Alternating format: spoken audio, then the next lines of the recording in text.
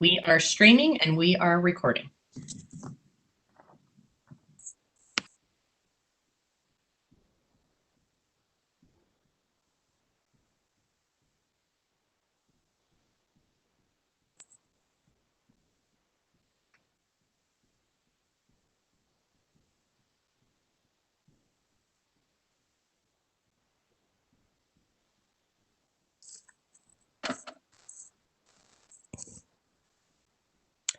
Well, I have that it is 7 o'clock, so I am calling the 11th regular meeting of the 107th year of the Paradise Valley Unified School District Governing Board to order. And if we can get the flag up, I hope you will all join me in the Pledge of Allegiance.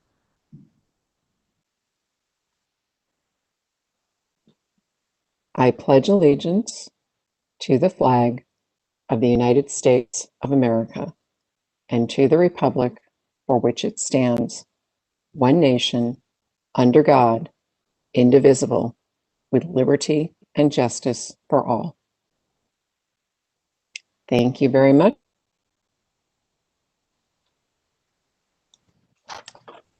Mrs. Matura? Here. Mrs. Greenberg? Mrs. Bacon? Here. Mrs. Brown? You're muted. Mrs. Brown? I'm here. My computer was spinning even though I was hitting unmute, so hopefully I won't be having these problems all night. Mrs. Case?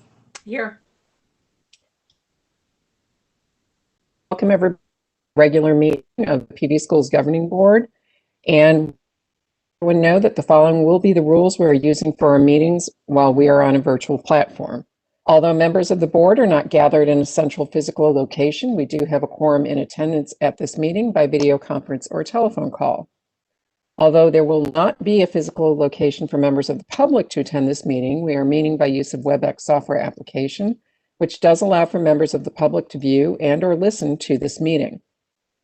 Additionally, this meeting is being streamed live on YouTube, and members of the public may join the meeting at www.youtube.com/pvschools. If you need accommodations, please contact Deanne Chisman at 602-449-2298. Meeting procedures will adhere to board adopted procedures to the extent practicable.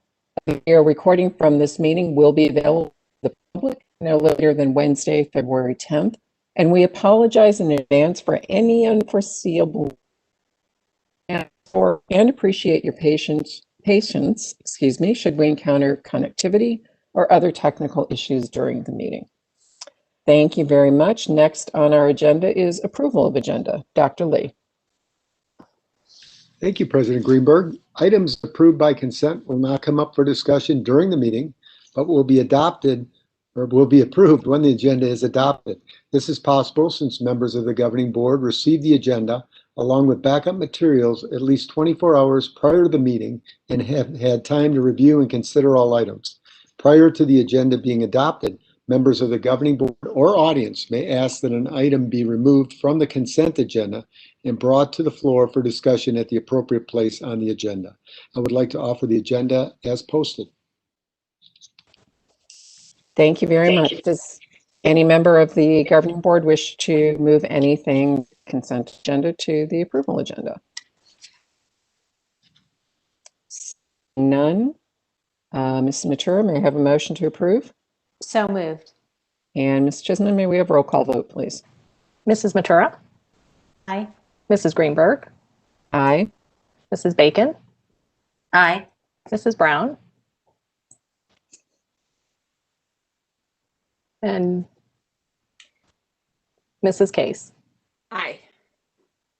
Mrs. Brown, you want to give us a thumbs up or? Aye. There you are. Thank you. So at 7:04 p.m., the vote is unanimous to approve the agenda. Next on the agenda is governing board statements. Does anyone, Mrs. Matura, I'll start with you. Thank you. I just wanted to say we had our student voice meeting last week, and I'm probably stealing the thunder from some others. But I just really appreciate this group of students, and it was really wonderful to be able to talk with them. So I just wanted to thank the students for being available and the principals for participating. And it's really a group that I love to be a part of. So I appreciated being a part of that last week. And I also wanted to say thank you to Dr. Lee and United Parent Council, because in January they hosted another opening bell. It was mid-year bell with Dr. Lee, just to give everyone an opportunity to hear from Dr. Lee what's going on in the district. And I thought it was really well received, and it was a great way to allow everyone to hear from you directly. So I appreciate United Parent Council for putting that on. Thank you. Mrs. Bacon, do you have anything you want to add? No, I was just going to mention student voice as well. And I'm going to repeat here what I said there. I feel like the world is in very good hands. These students are amazing. They are articulate, they're thoughtful, they're intelligent, they're aware. There are so many good things going on with our students. And so just thank you to them for being so honest during the student voice. They really shared perspectives that some of them may have been hard to share, and we're incredibly appreciative of them, their courage in doing that. So thank you to them. Thank you to the principals. Thank you to Mr. Long, Dr. Lee, everybody who put that together. Thank you.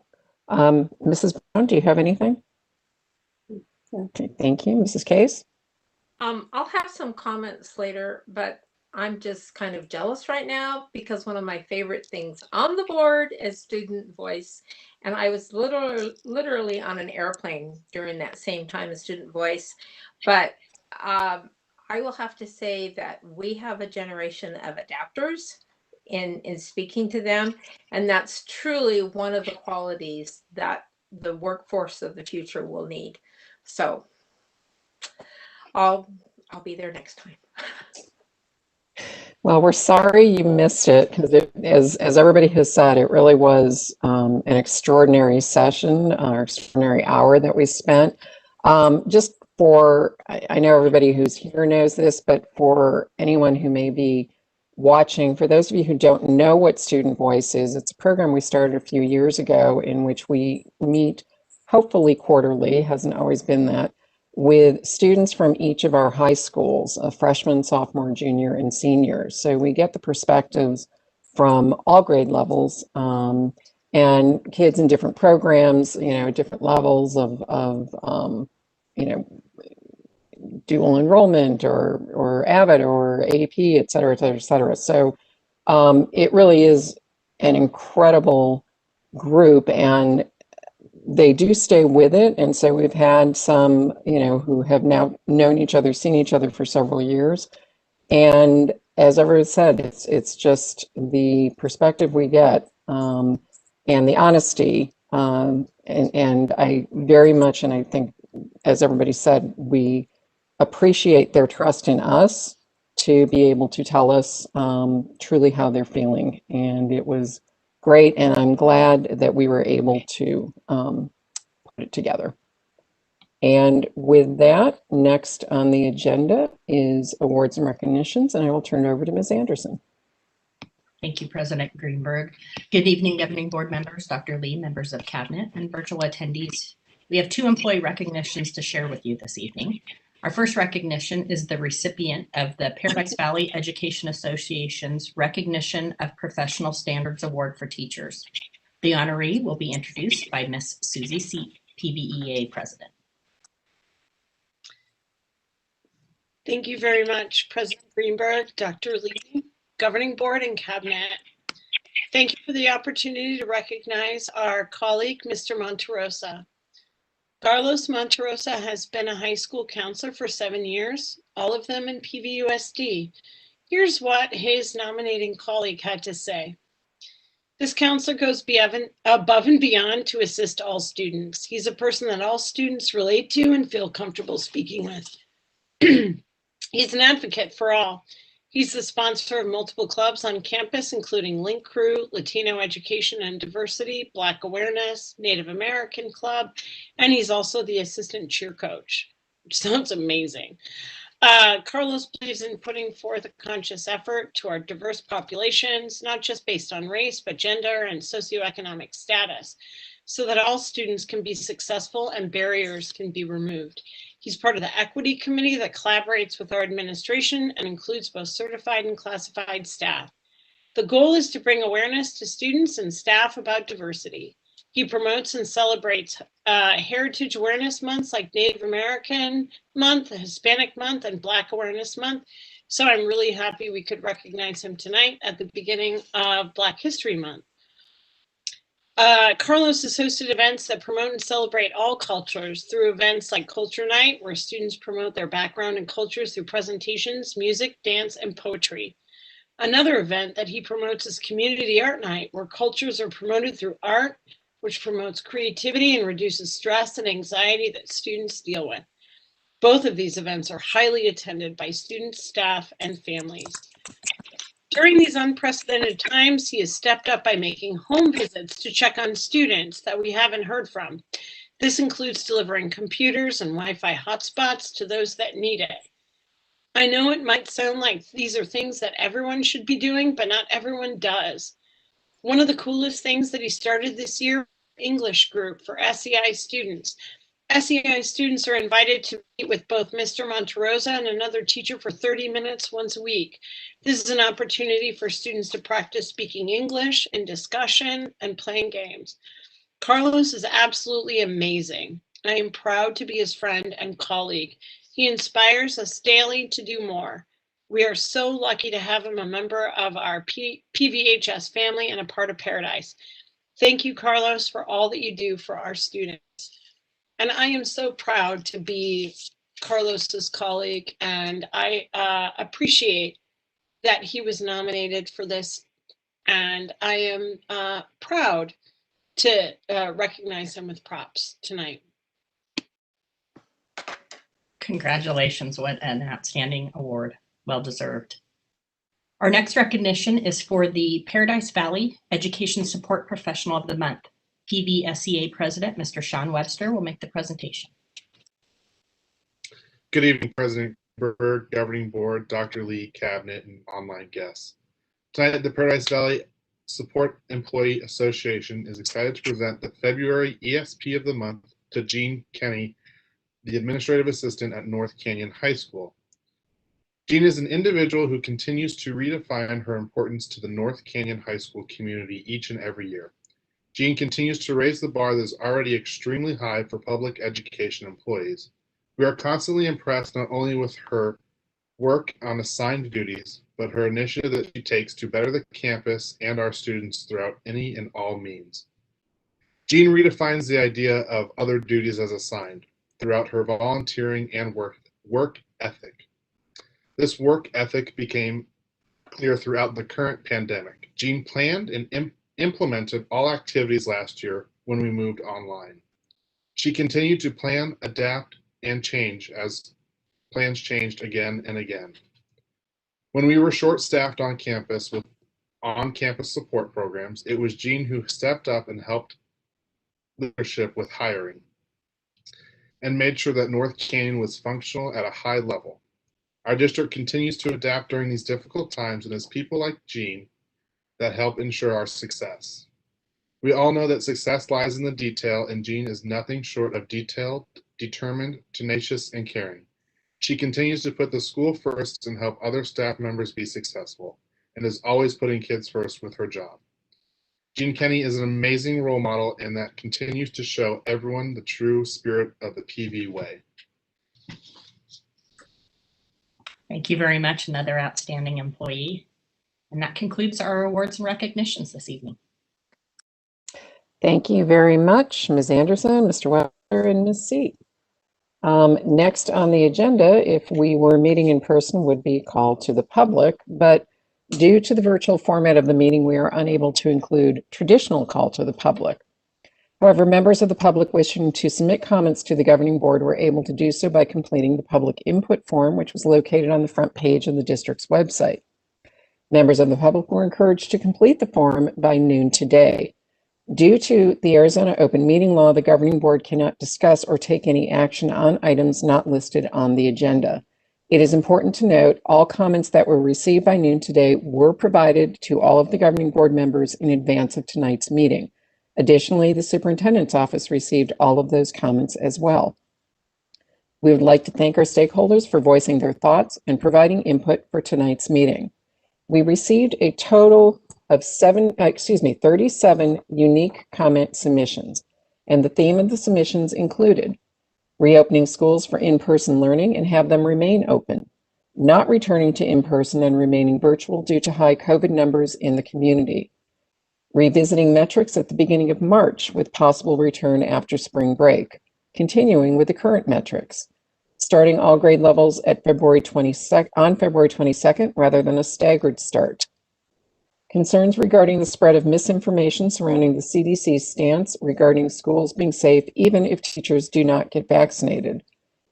Waiting to begin in person until the full waiting period has been met for staff receiving their second vaccination dose. Reconsideration of early release Wednesdays and making it a full day of learning at home instead. Concerns about dual modality. Concerns about the lack of substitutes. COVID testing for students and staff. Urge the district to follow the science and the CDC. Urge the board and district leadership to collaborate with a neutral firm or university without ties to the district regarding reopening. Lack of meaningful communication to parents. Having the same standards for arts as sports. Essential workers and lack of resources. And more air ventilation improvements. Again, thank you to our community and for sending us the comments. Next on the agenda is Superintendent Comments. Dr. Lee. Thank you, President Greenberg. Black History Month, or African American History Month, is celebrated throughout the nation during February and pays tribute to the contributions and achievements of Black Americans and acknowledges the central role of African Americans in United States history. The theme this year focuses on the Black family, representation, identity, and diversity. Additionally, February is Career and Technical Education Month. The month celebrates the value of CTE and the achievements and accomplishments of CTE programs across the country. At PD Schools, we host a wide range of programs which provide students with the rigor and relevance needed to succeed in today's global economy. Our outstanding CTE teachers prepare our students by providing them with cutting-edge training and opportunities no matter which CTE path students follow. Also, this week is National School Counselor Week. The week recognizes the contributions of school counselors and highlights the impact school counselors have in helping students overcome barriers in order to achieve academic success and plan for the future. Now, more than ever, our school counselors play a significant role in the lives of our students. We are so grateful for their work and dedication. And finally, at PV Schools, we value the health and wellness of students, staff, and community. We are dedicating the week of February 6th, or the weekend of February 6th and 7th, for you to carve out time to unplug, unwind, relax, reflect, and get outdoors. Students will not be assigned homework, and there will be no tests given on Monday, February 8th. We encourage all staff to enjoy the weekend free from school-related work. And that concludes my comments. Thank you very much, Dr. Lee. And I presume many of our students and staff and community will be participating in our virtual 5K this weekend while they unplug and play. Yeah. So next on the agenda is consideration approval of administrative employee employment actions. I will turn it over to Dr. Bales. Good evening, President Greenberg, Governing Board, Dr. Lee, Cabinet, and online guests. Thank you. Tonight, we bring to you a recommendation for the position of Assistant Superintendent of Business Operations. Jill Berrigan currently serves as the Executive Director of Business Services in the Avondale Elementary School District. Ms. Berrigan earned a bachelor's degree in business from Arizona State University. With more than a dozen years of experience in Arizona as a business official, and the last 10 years in her current role We are thrilled with the wealth of experience she brings to PV schools. We welcome Jill Berrigan as Assistant Superintendent of Business Operations, and we recommend her with an effective date of April 5th, 2021. If approved tonight, she would receive salary and benefits consistent with the Cabinet Level Administrators Agreement, and we'll bring her to our next in-person board meeting for a meet and greet. Thank you very much, Dr. Bales. Ms. Matura, may I have a motion to approve? So moved. Any member of the board have any questions for Dr. Bale? If not, Mrs. Matura. Sorry. Will this allow some overlap period with Mrs. Felton, her start date? Yes, we are excited that Ms. Felton will continue to be a resource for us during this transition. Wonderful. Thank you. Ms. Chisholm, may we have roll call vote, please? Yes. Mrs. Matura, Aye. Mrs. Greenberg, Aye. Mrs. Bacon, Aye. Mrs. Brown, Aye. Mrs. Case. At 7:20 p.m., the motion passes unanimously. Thank you. And back to Dr. Bales. Thank you. Next, we bring to you a recommendation for the position of Coordinator of Benefits. Lisa Simpson currently serves as a Benefits Technician 3 for PV schools. Lisa earned a bachelor's degree in journalism from Northern Arizona University. She is a homegrown PV schools alumni, having attended both middle school and high school in our district. She has served PV schools since 2001 in a variety of human resources and benefits positions. We recommend Lisa Simpson as Coordinator of Benefits effective July 1st, 2021. If approved tonight, she would receive salary and benefits consistent with the Central Office Administrators Agreement, and we'll also bring her to our next in-person board meeting for a meet and greet. Thank you very much, Dr. Bales. Ms. Matura, may I have a motion to approve? So moved. Again, does anybody have any questions for Dr. Bales? If not, may we have roll call vote, please? Yes. Mrs. Matura, Aye. Mrs. Greenberg, Aye. Mrs. Bacon, Aye. Mrs. Brown, Aye. Mrs. Case. And at 7:21, the motion passes unanimously. Thank you very much, Dr. Bales, and we look forward to meeting our two new heads. Thank you. Next on the agenda is ratification of vouchers. Mrs. Matura, may I have a motion, please? So moved. Any questions, comments? Don't see any. Mrs. Chisholm, may we have roll call vote, please? Mrs. Matura, Aye. Mrs. Greenberg, Aye. Mrs. Bacon, Abstain. Mrs. Brown, Aye. Mrs. Case. Aye. At 7:22, the motion passes 4-0 with 1 abstention. Thank you very much. Next on the agenda is acceptance of gifts and donations. We had an extraordinarily long list of donations this time, but I want to thank one in particular. The donor was Applause Productions and Entertainment, Inc., who donated a baby grand piano and big band chart sheet worth $17,000 to band and orchestra programs. Again, we could not do this without the generosity of our community, and I believe that will make lovely music for many, many years to come. So with that, again, thank you to all of our donors. And Mrs. Matura, may we have a motion to approve the report? So moved. And may we have roll call vote, please? Mrs. Matura, Aye. Mrs. Greenberg, Aye. Mrs. Bacon, Aye. Mrs. Brown, Aye. Mrs. Case. Aye. And at 7:23, the motion passes unanimously. Now next on our agenda is consideration and approval of name colors for elementary number 33. And I believe I'm turning it over to Dr. Jarris. Yes. Dr. Lee, President Greenberg, and Governing Board.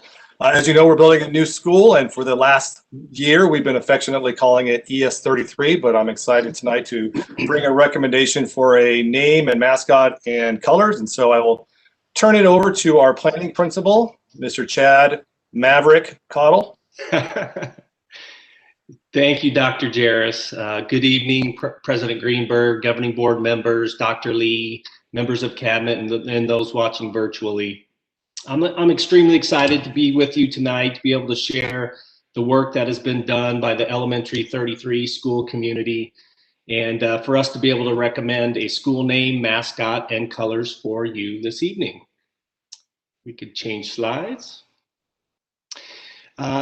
The group that led this challenge was what we called the 33 Pride Committee, and our committee was made up of those PVUSD employees in my current leadership cadre that's working very hard, as well as parents within the community who have been more than willing to step up to the plate. So very excited to have a lot of participation on this 33 Pride Committee. The next slide. Here's just a quick glimpse of the timeline. We've been working at it for the last few months. I think the greatest pride is the amount of participation that we've had. As you can see, the finalist voting on both the school name and the mascot was hovering around 500 participants.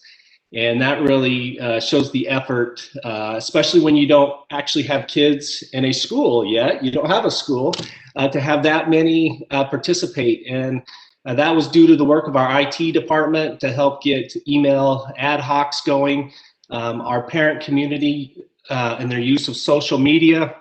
We even had flyers being handed out at events in the area, and that really ramped up the participation. So we're super happy about that. Not only that, if you see on the January 7th through 15th mascot final voting, we had over 117 students participate. So that was really important to us to make sure that the students had a voice and that we were reaching out to them. I know there's a lot of excited kids out there to kind of see what the school name and mascot's going to be. So next slide.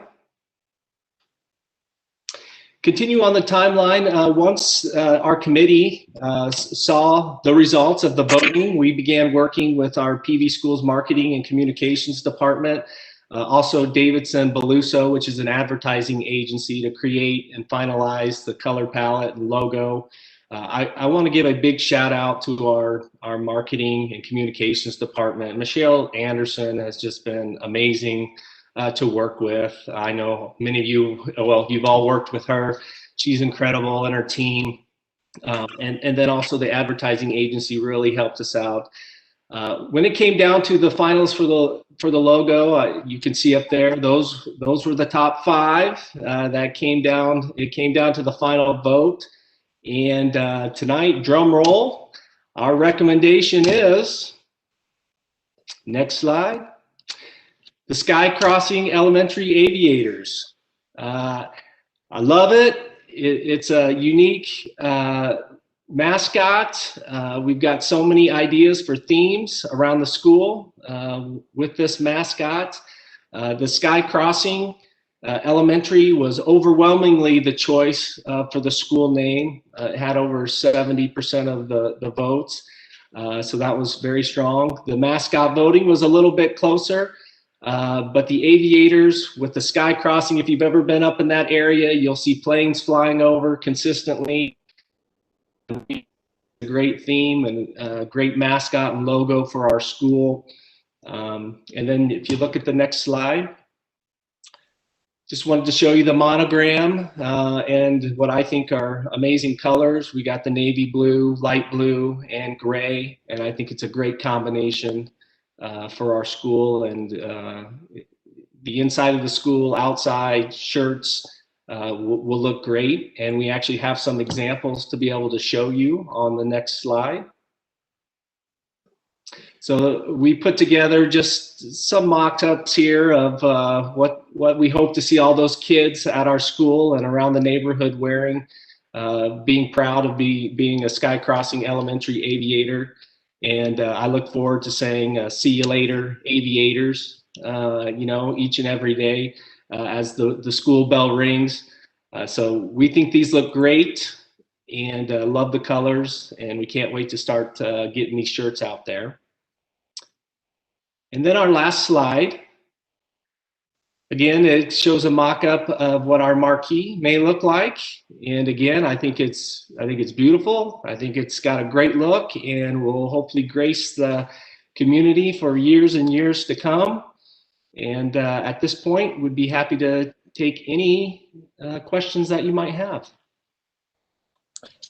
Thank you very much, Maverick. Okay, Motorcycle the first day with my aviator glasses on, for sure. Well, and I also want to see, a leather jacket with that logo on it, I'll tell you. So I see Mrs. Matura has her hand up, and then Mrs. Case. I just want to thank you for all your work on this, and having such a broad community involvement is really exciting. I love what you came up with, and I can't wait to see it all come to fruition.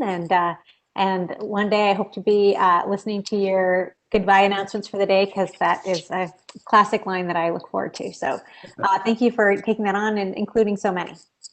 Thank you. Mrs. Case? Just compliments to you, to your community, to your students, to your parents.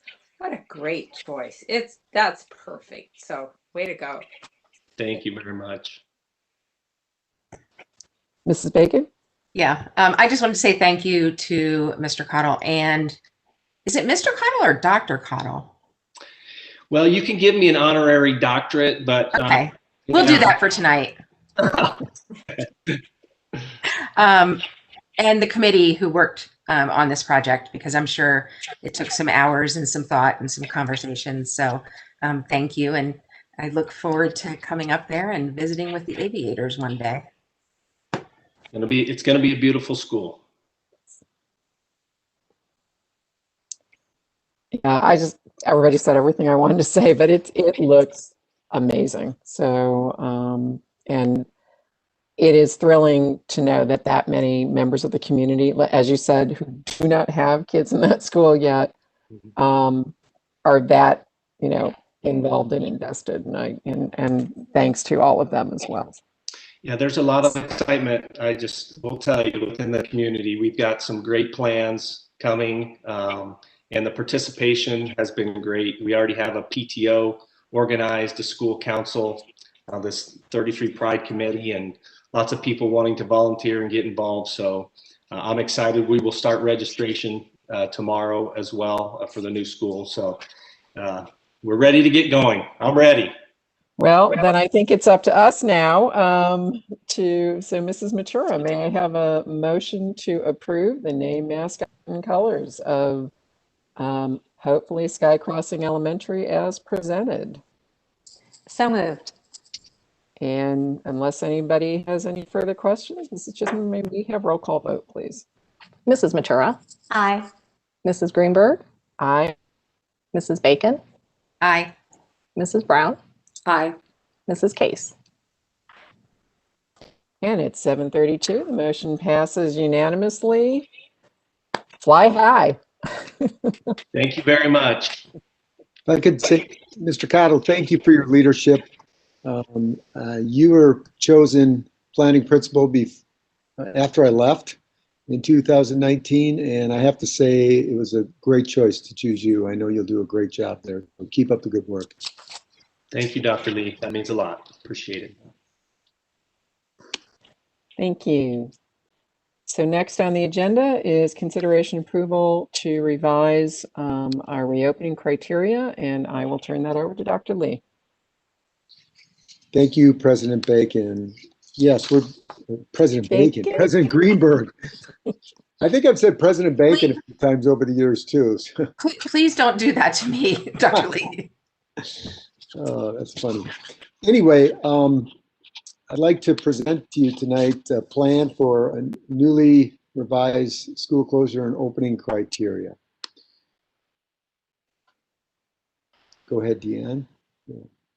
So, as you may know, on September 18th, the governing board approved the current criteria that we use. And at that time, with so many unknowns, it was really a good decision to put student and staff safety first. And I will continue to say that.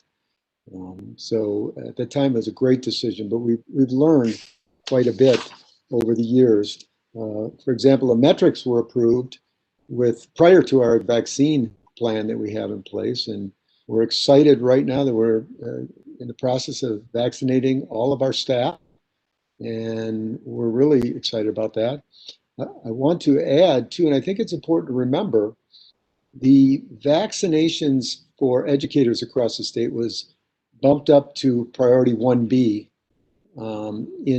with first responders and health workers.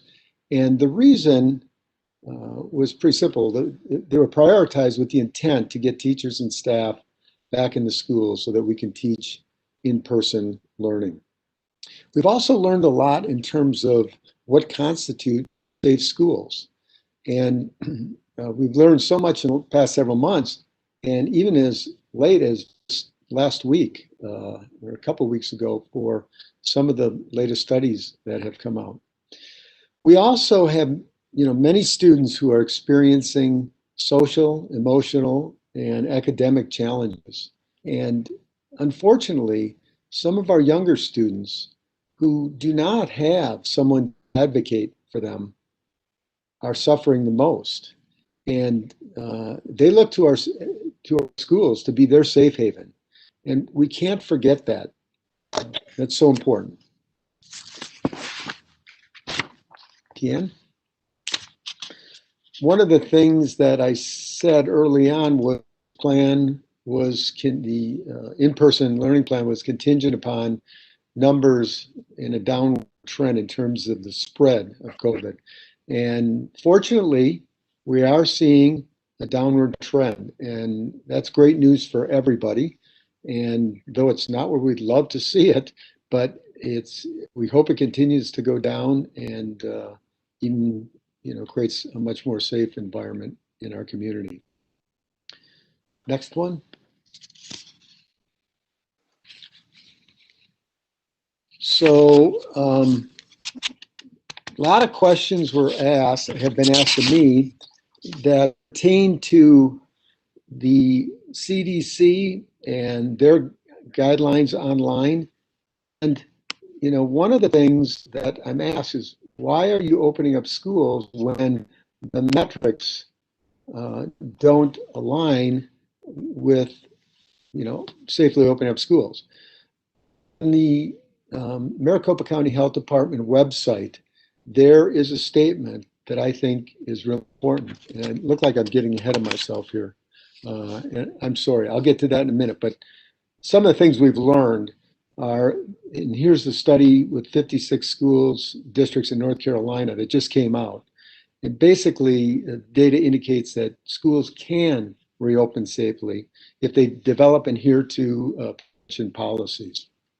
Next slide, Ken.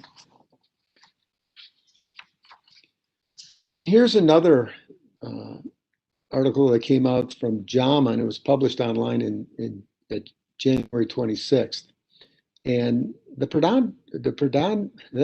preponderance of available evidence from the fall school semester has been reassuring insofar as the type of rapid spread that was frequently observed in congregate living facilities or high-density work sites has not been reported in education settings in schools.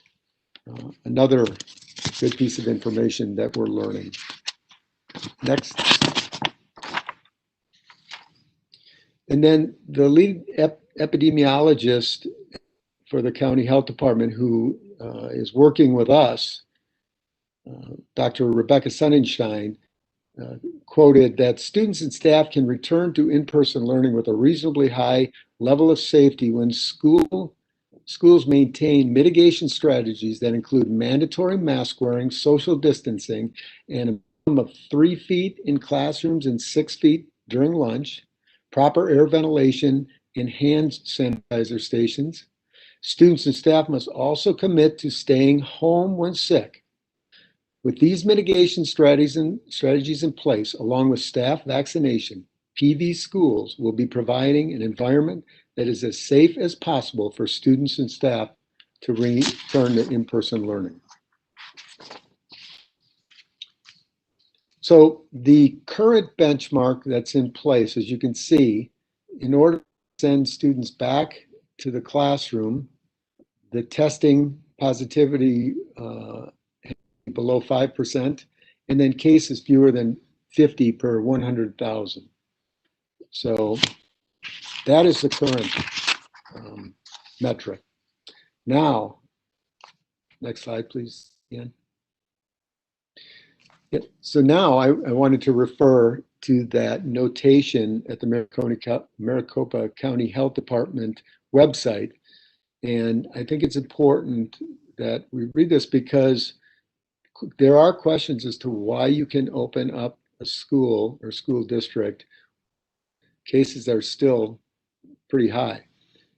So in discussion with ADHS and EPDH and ADHS, we have agreed to support those jurisdictions who are able to maintain a safe learning environment with regular school-by-school monitoring, regardless of levels of community COVID transmission. If a school or district does not have enough staffing to maintain a safe environment, or if a school or district experiences a school-related outbreak that cannot be controlled with public health mitigation strategies, MCDPH would support transitioning to a virtual learning environment. I thought that was important to share. Now, this plan we are sharing tonight reflects a departure from a district-wide metric that is used to determine when an entire school district would teach virtually or in person. And it focuses on individual school COVID responses. So Dr. Jarris, could you please go over from here and talk about our task force? Yes, certainly. Thank you. Yes, as Dr. Lee just mentioned, our proposal is to utilize a COVID response task force to evaluate each school and make a recommendation on whether or not an individual school or perhaps a grade level or class should return to virtual learning. This COVID response task force would include a combination of district level administrators, our lead nurses, school representatives, and the Maricopa County Health Department and medical doctors. You go to the next slide, please. Last week, the initial task force met with Dr. Heather Ross from Arizona State University and Dr. Nick Staub from the Maricopa County Health Department to establish parameters for the task force. Our direction moving forward would be to assess appropriate COVID responses on a school-by-school basis rather than as an entire district. And based on the input from Dr. Ross and Dr. Staub, that focus should be to evaluate the actual spread of COVID within each school setting, not necessarily the total number of cases that are appearing within the community or within the school. Our ability to minimize the spread within our schools should be a key focus for decision making. In this evaluation, we'll be looking specifically at multiple cases that appear within a cohort, such as a classroom, a club, or a team, as well as any potential school-related outbreak. Currently, I'll point out that the Maricopa County Health Department defines an outbreak as 2 or more lab-confirmed cases among students or staff with onsets within a 14-day period who are epidemiologically linked, do not share a household, and were not identified as close contacts of each other in another setting. Essentially, an outbreak is not determined by the number of people who have tested positive for COVID. Rather, it's a measurement of the number of people who contracted the COVID virus within the school setting. And then another important piece for us to also consider is to evaluate our ability to safely continue operations as a school, primarily looking to make sure we have staffing in place to continue operating as we would like to. Next slide. So our plan, some bullet points here, is to ask each school to identify a school level COVID team to monitor the school's COVID cases on a daily basis. Just as they did last semester, they will continue with contact tracing and our quarantine practices based on current county health guidelines. And they will also make any necessary adjustments to their mitigation strategies to continue to maintain a safe campus. Our schools did an excellent job with this when we were in person in the fall. I just want to point that out, that this is very similar to what we already had in place for those 5 weeks that we were open in the fall. When a school does have multiple cases within a cohort or they have a suspected outbreak, they will consult with the district level COVID task force to take a deeper look into each situation. This process will include a consideration of additional mitigation strategies, including a possible return to virtual learning for either the school as a whole or perhaps a specific classroom or a specific cohort. In these cases where we are making that recommendation, the district COVID task force would make that recommendation to the superintendent, who ultimately would decide on a return to virtual learning. So again, this is a deviation from a hard set of metrics to a process. Big part of that, of course, is our the ability to mitigate the transference of the virus. So I'm going to turn this over to Mr. Long to share some of our mitigation strategies. Thank you, Dr. Jarris. In order to promote the safety of our staff and students, we will continue to maintain our current mitigation strategy, which begins with following our standard operating procedures. There will still be a requirement for staff and students to wear masks. Even with staff vaccinations, it is necessary for all staff to continue to wear a mask. This will be strictly enforced. In addition, all students will still be required to wear a mask. The only exception will be when students are eating. During our school visits in October, the wearing of masks was generally not an issue in classrooms. The enforcement of mask wearing became more difficult at lunch. For in-person learning 2.0, we learned a lot from in-person learning with our first experience in October. Schools will need to work with students to define active versus non-active eating. This is when students will say they are eating but are actually having more conversation. We have schools that are creating videos demonstrating active eating and what is unacceptable. We will still need the entire school community to continually work with their students, explaining that masks only come down when actually eating. Schools have adjusted lunch schedules to accommodate student numbers. At the elementary level, schools have created lunch cohorts, generally by grade, to keep the number of students smaller in the cafeteria. At the middle and high school level, outdoor areas for eating have been increased.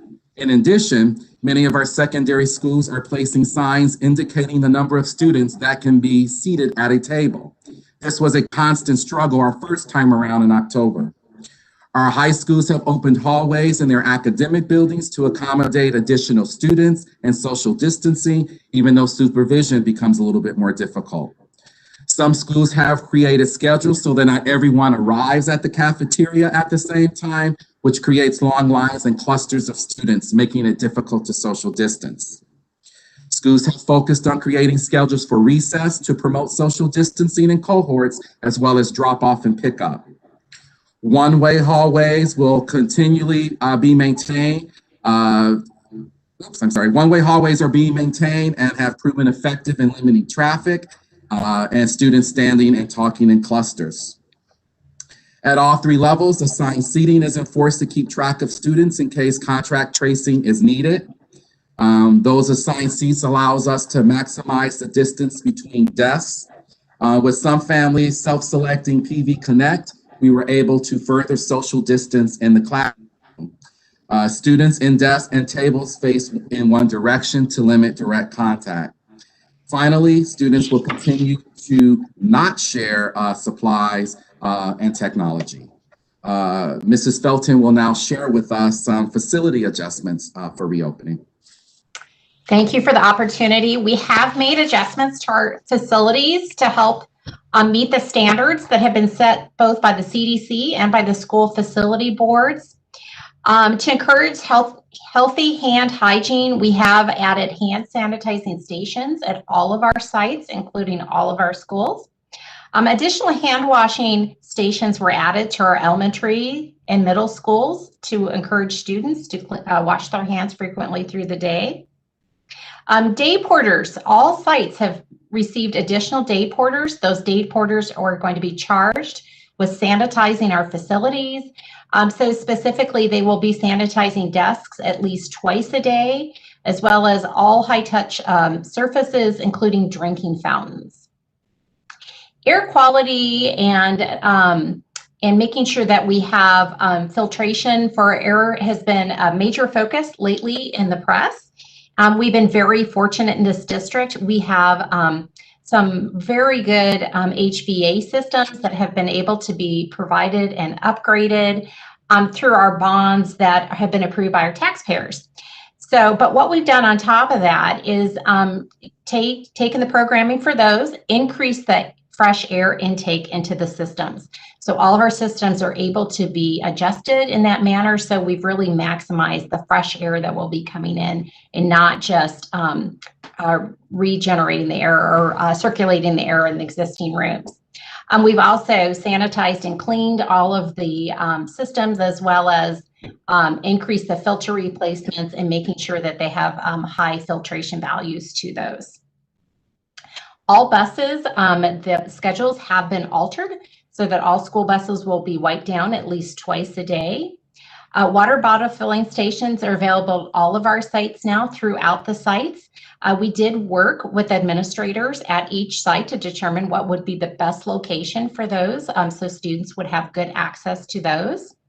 And isolation rooms were added to all the nurses' offices when needed if there's someone who's displaying symptoms actually during the school day. So that gives you a little summary of some of the adjustments we made to our facilities. And I'm going to pass you back to Dr. Jarris, who's going to talk about our SCORE team. Thank you. Thank you. Yes, many individuals have been working hard throughout the past year to put these all into place, and much of it fell under the umbrella of our SCORE committee. Our superintendent's committee on reopening played a really important role this past summer and fall in the establishment of our PV School Prepared Plan, which established parameters for many of the mitigation strategies that helped us successfully return to in-person learning this past fall. The SCORE committee, as you can see, consists of the superintendent and representatives from each of our stakeholder groups. As we are looking to return to in-person learning, the SCORE committee has been meeting again recently to review and adjust the PV Schools Prepared Plan and make recommendations for a successful return to in-person learning. We also anticipate that we will continue to need to address COVID concerns into the 2021-2022 school year. So we are recommending that we maintain the SCORE committee throughout next year so we can have this group continue to oversee those efforts. Turn it over to Dr. Corson. Well, good evening. Well, we understand how challenging it has been to teach virtually, and even more so when simultaneously teaching students who are in person and remote. And so to help mitigate some of these challenges, we've worked to support our teachers in the areas of technology, instruction, and curriculum. For technology, we provided teachers with additional screen monitors, Bluetooth devices, and projectors and document cameras in their classrooms to help them facilitate dual instruction.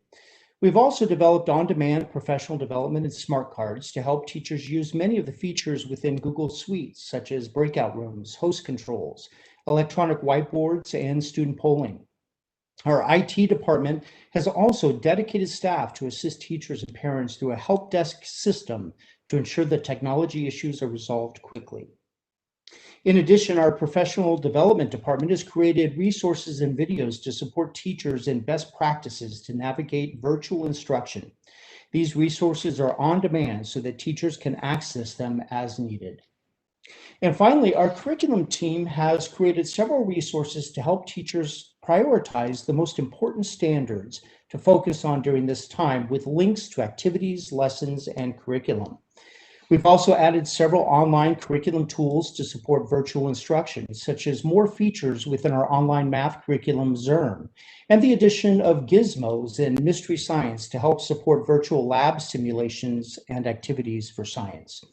Our departments will continue to work with schools and teachers to be responsive to their needs and provide ongoing, just-in-time support. And now here to talk about some of the HR implications is Dr. Bales. Good evening and thank you.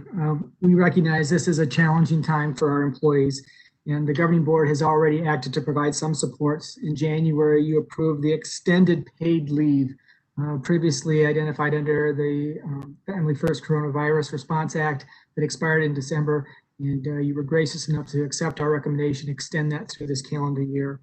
We'll continue to offer FMLA supports as well as the ADA interactive interview process for those employees that may have a qualifying disability. We'll continue to exhaust all available resources for on-site supports should an employee not qualify under FMLA or ADA. We've done that since October, and we'll continue to look at those resources we have available to do the best we can. We'll also take a look at other authorized leave for up to 1 day for those cases that may exist in an extreme adverse reaction to the vaccination. While our vaccination plan provided a first dose and second dose weekend, we've continued to schedule some by hand over the last week and a half so that they could also get their first shots, which means that they may not get a second shot until after our return to in-person. And if that's the case and they have an adverse reaction, we will address that through HR supports. And so I also wanted to mention that as it relates to the vaccine, we know that approximately 87% from the literature, 87% of the experience some reaction, have that develop in the first 15 minutes to first few hours, and it lingers maybe for up to the first 24 hours. So our return date is a minimum of 48 hours, almost 48 hours, since those that would have their second shot opportunity on Sunday, the February 14th. Other areas that we've looked at as it relates to human resources implications includes the ESP vacancies. We know this is a challenge for us.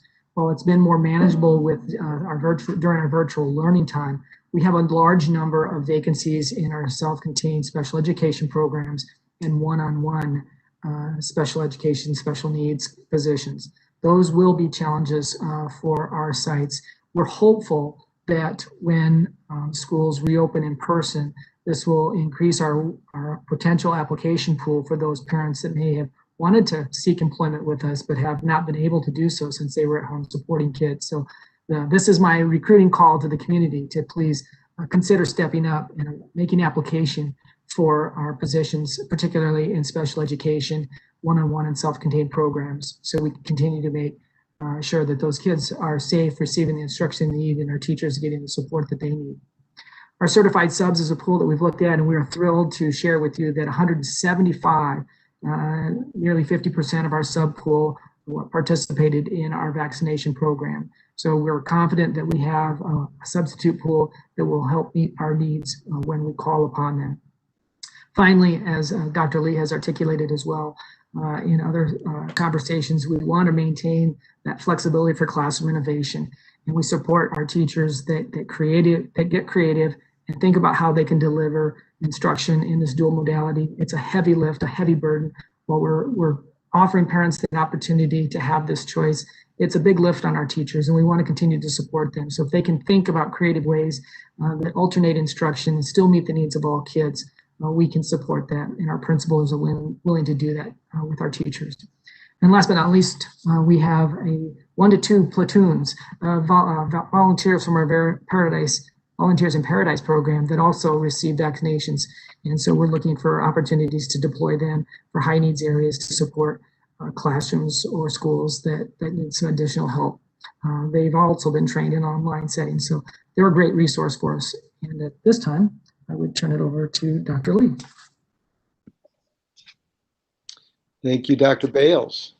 So in a nutshell, what we are recommending tonight that you revise your September 18 board adoption amended opening criteria and approve a plan that allows for school level teams to monitor COVID cases, continue contact tracing and quarantine practices, and adjust mitigation strategies, and refer multiple cases or suspected outbreaks within a cohort to be referred to the district COVID task force. At that point, the COVID task force would make recommendations to the superintendent, that would be me, or whoever the new superintendent becomes at some point in time, on the need to return to the cohort to school or virtual learning.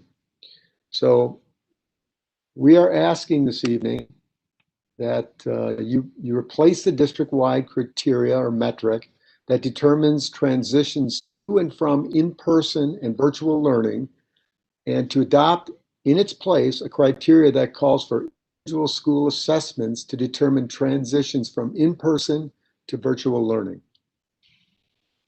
I'm sure you have lots of questions.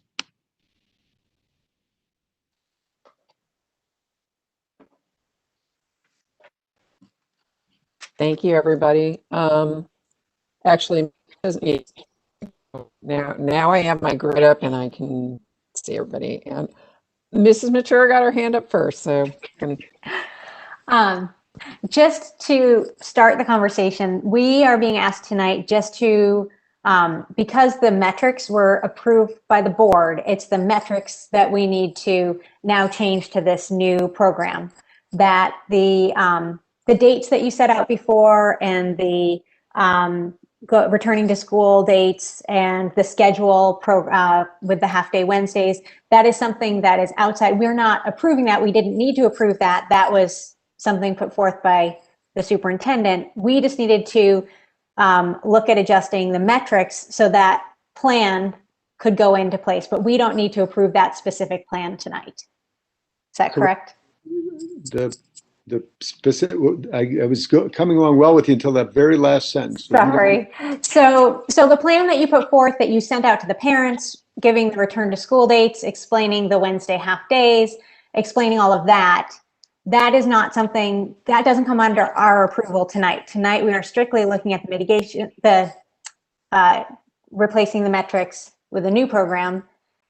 But that all stands. So parents can be aware that all the information that they've received before, that's not changing because of information we're talking about tonight. Thank you for that clarification. You are absolutely correct. The plan is to start in-person learning for pre-K 6th on February 16th, and February 22nd would be the 7 through 12 grades of in-person learning, or in both cases, virtual learning. Thank you for that clarification.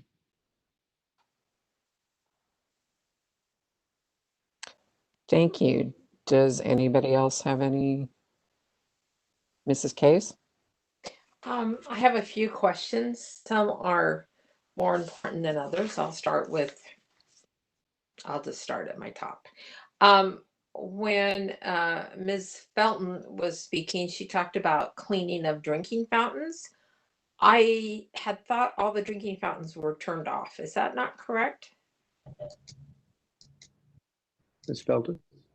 We're actually not allowed by state health codes to not have drinking fountains available to students. It was mentioned, but it is against code, and they could shut our buildings down if we shut down our drinking fountains. And so how we've gotten around that is that we have put water filling stations in, and are encouraging families to bring bottles, which can be refilled. Okay. So they're aware of that, and they're aware that that's a better choice. It is exactly what we did in the fall, and we didn't seem to have any problem with it. Okay. So this is not I don't believe is a change. It's definitely not a district-wide policy that any. I've just been in so many places where there's big yellow tape across the drinking fountain, but schools are a different category. I understand. Okay. I have a couple different questions. Perhaps from Dr. Bales. When you talked about the certified substitute, wow, that's exciting, because I have read over and over in the news that we wouldn't have, there's no substitutes, but you contacted our certified substitute, I'm assuming the district did, and they were able to get their COVID shots. Is that correct? Yes, we were able to include them in our vaccination program. And so we sent 175 names to Honor Health, and they were scheduled. So we're excited about that number out of that pool. Oh, that is just thrilling. I appreciate that foresight in that. And then I have another question. Dr. Bells, I believe that you have been involved with Teen Lifeline. It seems like somewhere in the recesses of my mind. I'm wondering, what kinds of reporting has come from Teen Lifeline during this pandemic? What kinds of things? I'm just curious. Thank you, Mrs. Case, for remembering that involvement. I have been blessed to serve as a volunteer with Teen Lifeline, a nonprofit here in the Valley, for 30 years that's committed to preventing teen suicide. And we take more than 25,000 calls a year, and calls and texts for teens, typically ages 14 through 20. And since March of last year, there was a significant increase. probably more than 20% increase in calls and texts. And of course, there are a lot of calls that are kids and families, but mostly teenagers that are just struggling with the lack of socialization, struggling with their lack of involvement in their school, missing out on those experiences. It's been a heavy, heavy burden on our youth.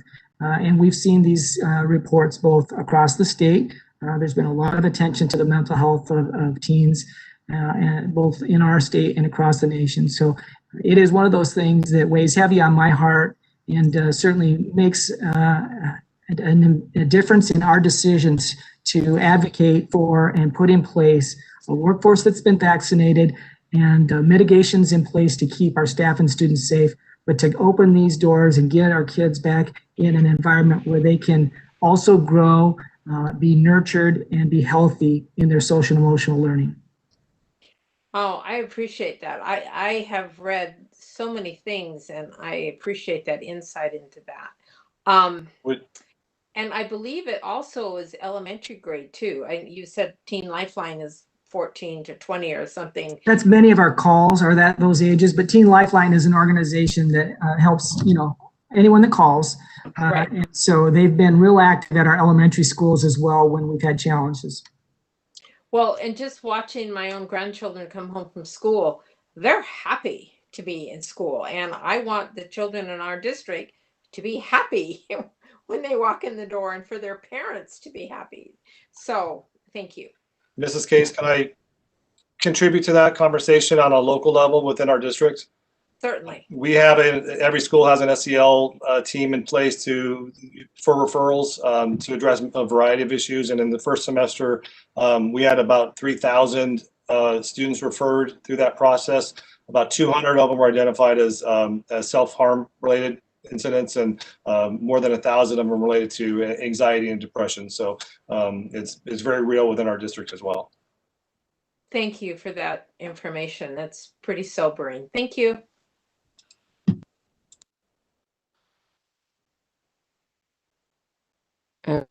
I'm hoping I can get my video going, but I was freezing. This is again, I'm turning my video off. Mrs. Case, that was it for you for now? For now. Okay. Does anybody else have any?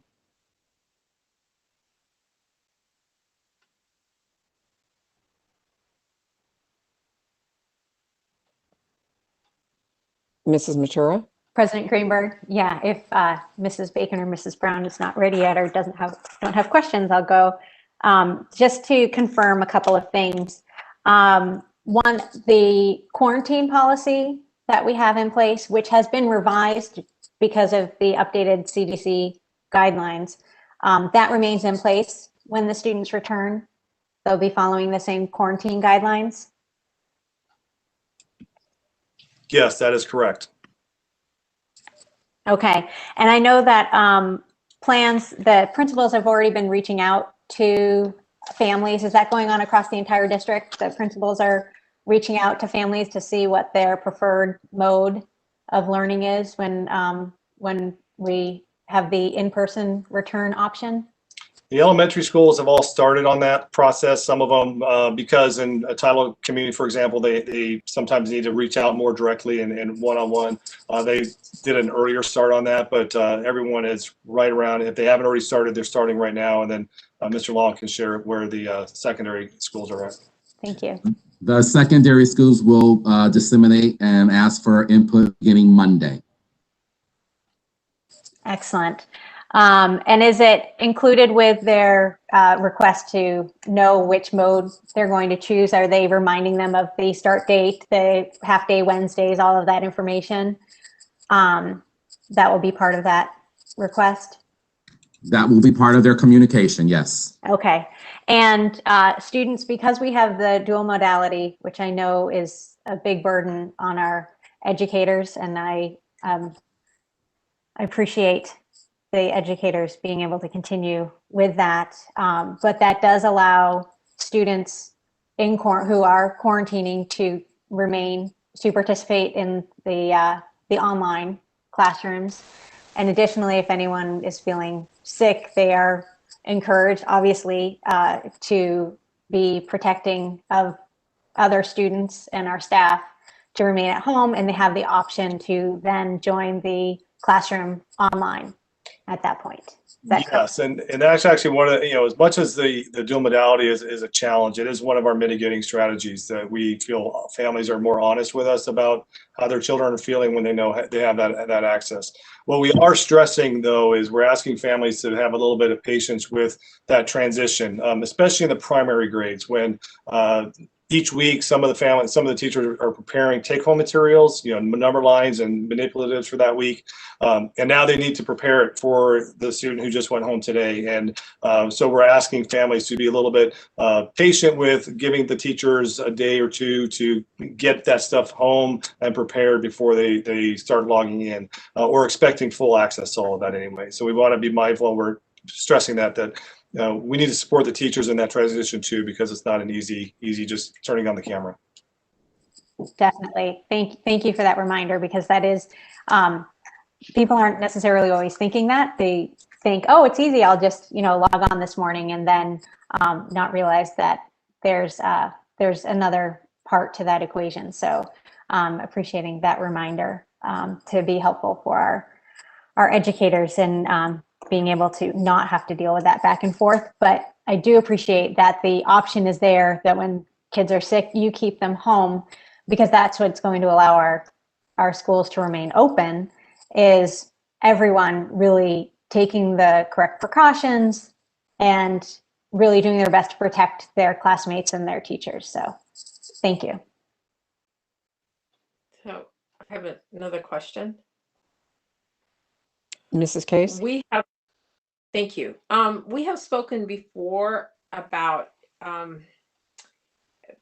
families committing. Is that part of the calling them? Is they're going to ask, are you going to stay online? Are you going to go to in person?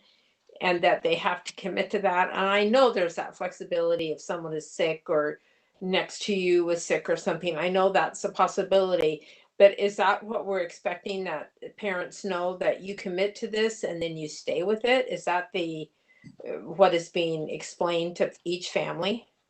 Yes, we're expecting the families to make a choice, but we're certainly leaving the door open for flexibility. Let's say in 4 weeks they're more comfortable with the way things are looking in the Valley, and if they want to switch and come into in person, then we're allowing that flexibility. We like to know who's showing up on the first day and in what modality, but certainly pre-K-12, we've allowed the flexibility for families to choose based on their comfort level at a point in time.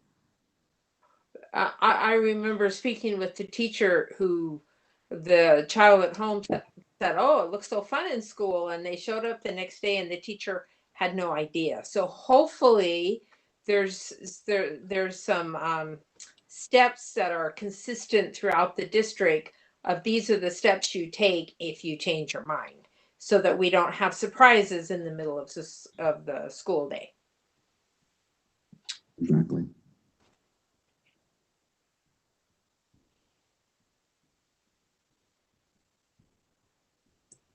Mrs. Bacon or Mrs. Brown, do you have any comment?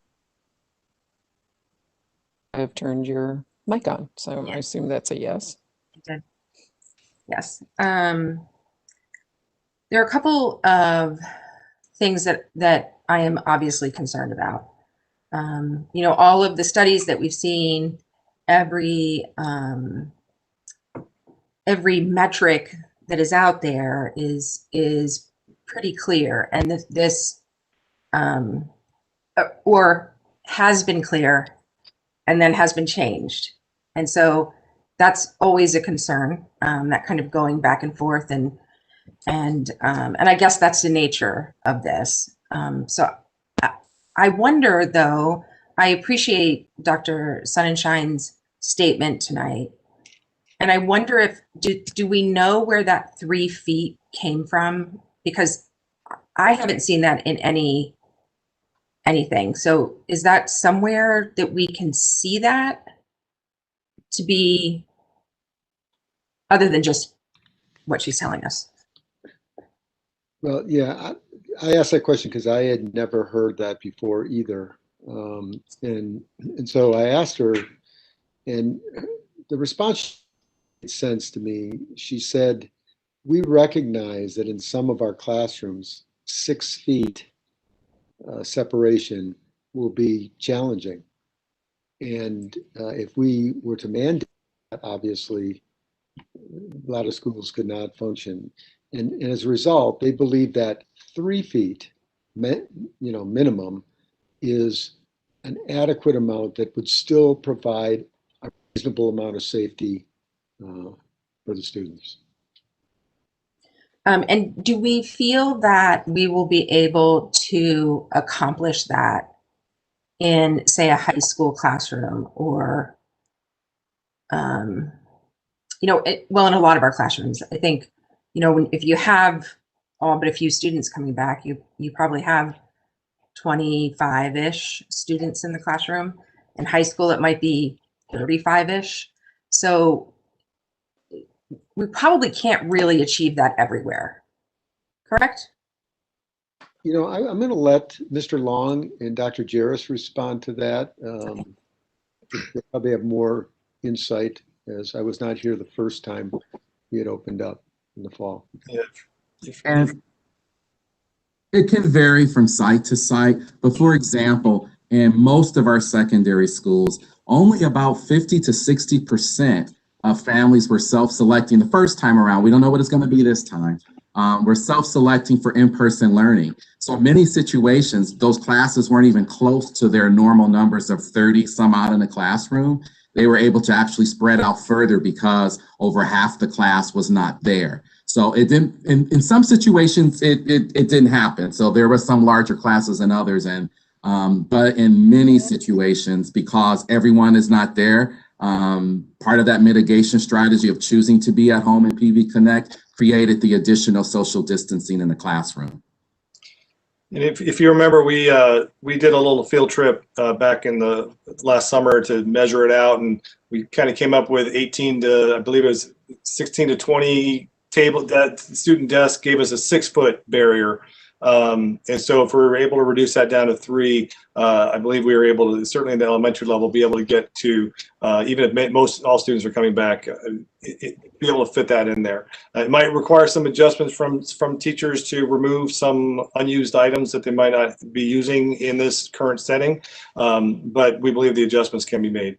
In the cafeteria, they certainly are able to make that happen in the elementary school setting. They've all moved to 1 grade level per lunch, and they're fitting 2 per table, and that's giving them more than 3 feet distance.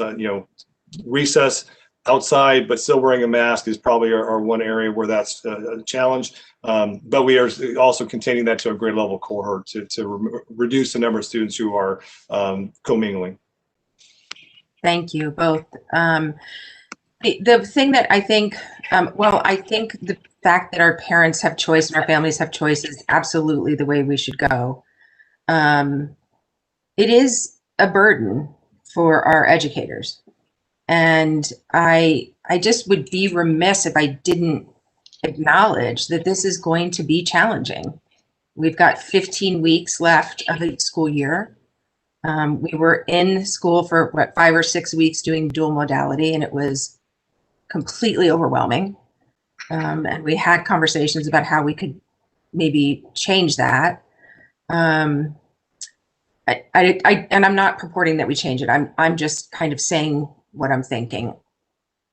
I hope that our community understands the challenge that this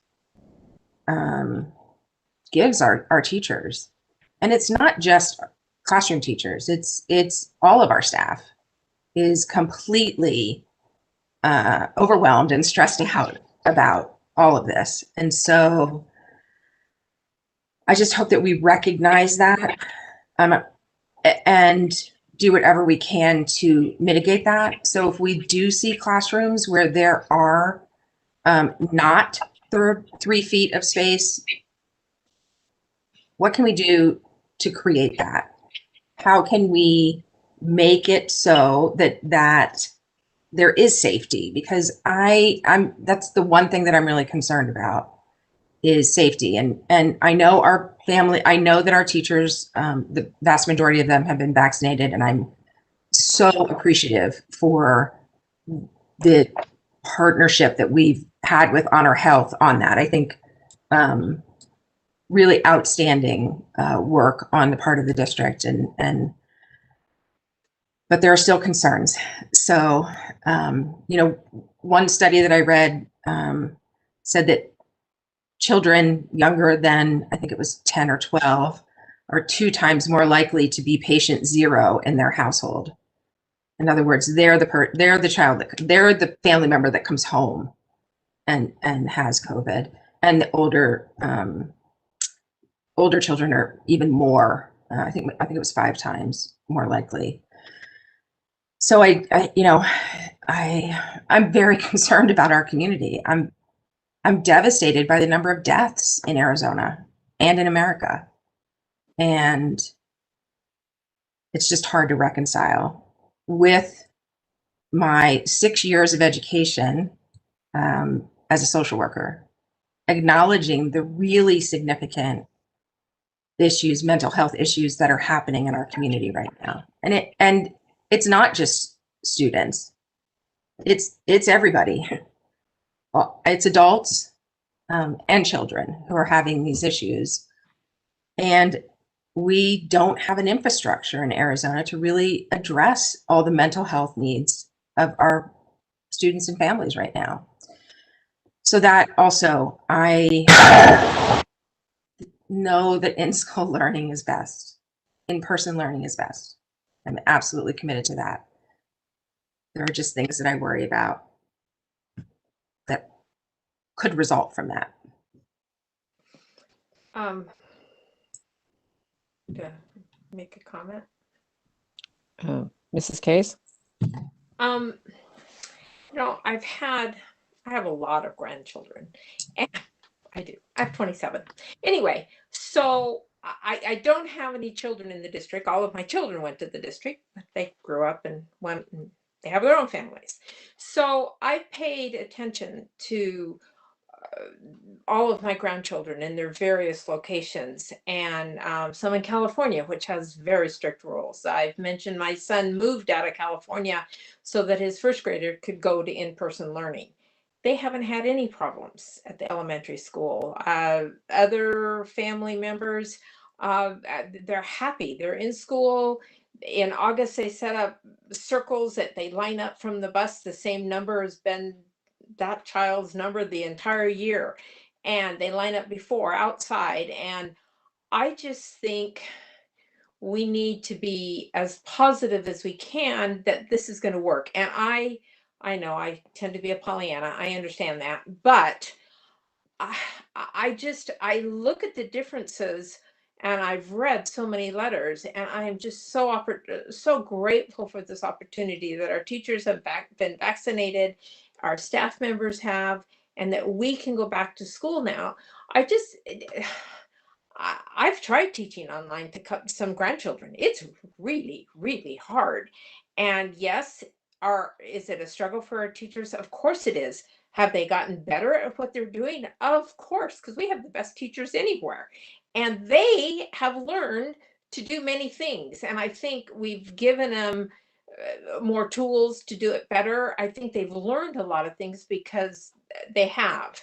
And I have to say, in the many people in my family, we finally had a family with COVID in January, and it didn't come from the 7 children in his family that were in school.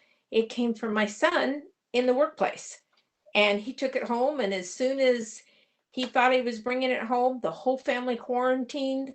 It's gone through their family, and they didn't spread it to others as far as I know, because they stayed contained, but it didn't come from the school. So I think we need to be aware of that and help with our parents. Say, please, if you know it's in your family, please. We just have to get that message out. And but I'm looking at this with great positivity. I think that our teachers easily rise, our students have, and I think the students and parents will be thrilled to have that opportunity to choose. And I'm excited about this program, and I believe Dr. Lee and the entire cabinet have worked really hard to think through every scenario, and I just want to thank them for how hard they have worked laboriously on every area they could come up with, and I just want to say thank you. So thank you. Thank you, Mrs. Case. I've got some comments if nobody, or questions, I guess, if nobody else. I'm going to jump in for a moment. It's been going in and out. One of the maybe Dr. Lee, is there a difference in terms of the mitigation strategies we're talking about? Is there any difference or any enhancement or any changes to the mitigation strategies we're now versus what we had put in place when we returned to in-person learning earlier, given everything we now know along the lines?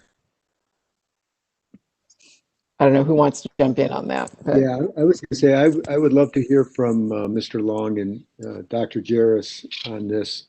I know we are committed to making sure that these mitigation strategies are implemented with the highest level of integrity. And so what we did before, in my eyes, is not necessarily relevant to the level that we're going to focus on these, but the question is a reasonable question. So Dr. Jarrison. I apologize if I don't know exactly. The question was, are we adding any more? Are we doing anything differently than we were doing before? Exactly. I mean, is it something where families who choose, if we vote and we reopen for in-person,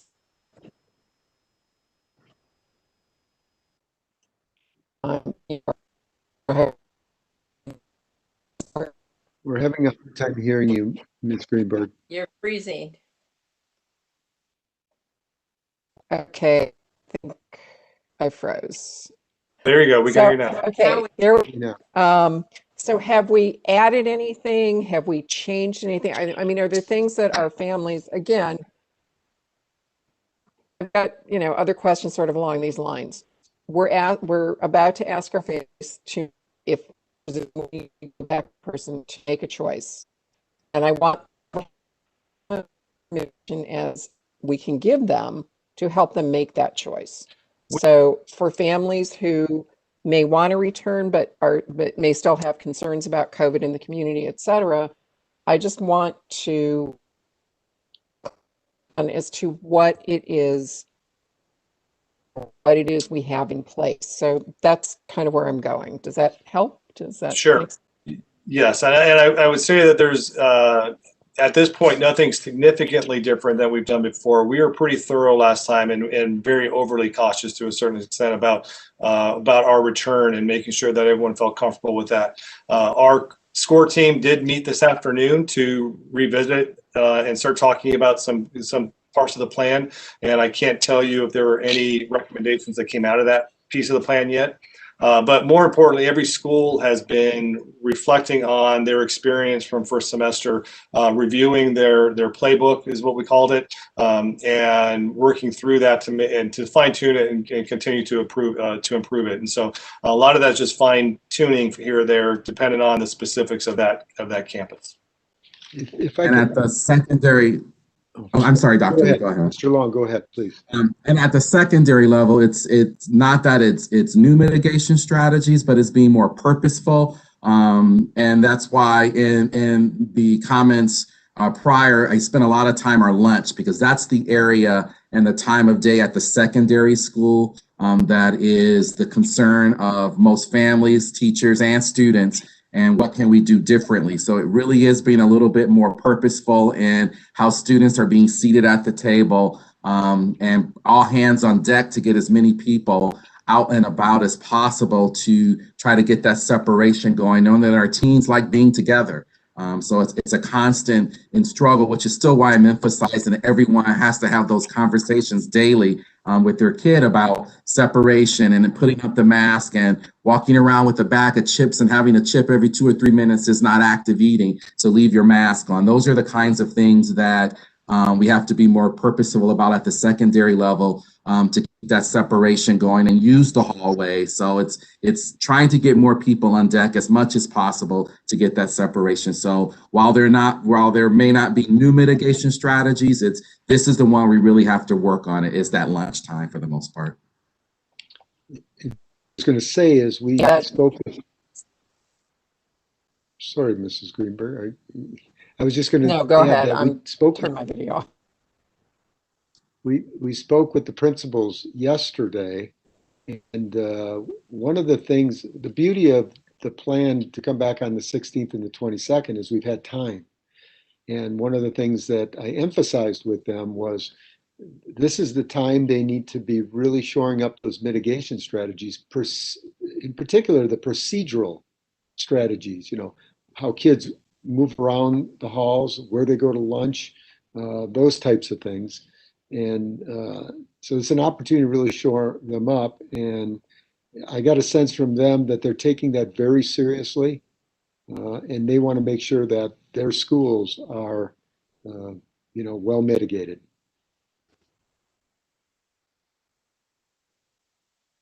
Thank you, Dr. Lee. Another point, I guess, that, I've been reading a lot of research, a lot of what we were from some pieces like the JAMA piece and the pediatrics piece, and, the CDC discussions, and all of them point to, the main mitigation strategies of wearing masks, which obviously we will have in place, and hand washing, which obviously we have in place, and then it's the physical distancing. And so hope that we, as everybody said, can focus on that to ensure that I keep saying the word de-densify when, our students and staff are together. So I just want to say those are the things we can do inside, but have come out, and I'm glad that we are now getting them, also do point to a need to reduce spread. And that is the one thing we still, we can ask for, but we can't control at schools. So I do think that consistent message, I hope, does continue to go home and does continue to be stressed, to our families and our community. One thing I would ask, and I don't know if this is going to be an easy ask, if this can be done, is can we walk us through a couple of scenarios where if we see potential outbreak in school A versus school B, why it might constitute closing school A, but not necessarily school B? Do you understand what I'm saying? It's like I would only some sort of picture of what this may look like, rather than simply saying we're going to look at it on a school by school basis. I'd like to know that, rather than just we're going to look at every school individually and know what that may potentially look like. Well, so I don't know if you're frozen me, but can we walk through maybe a couple scenarios?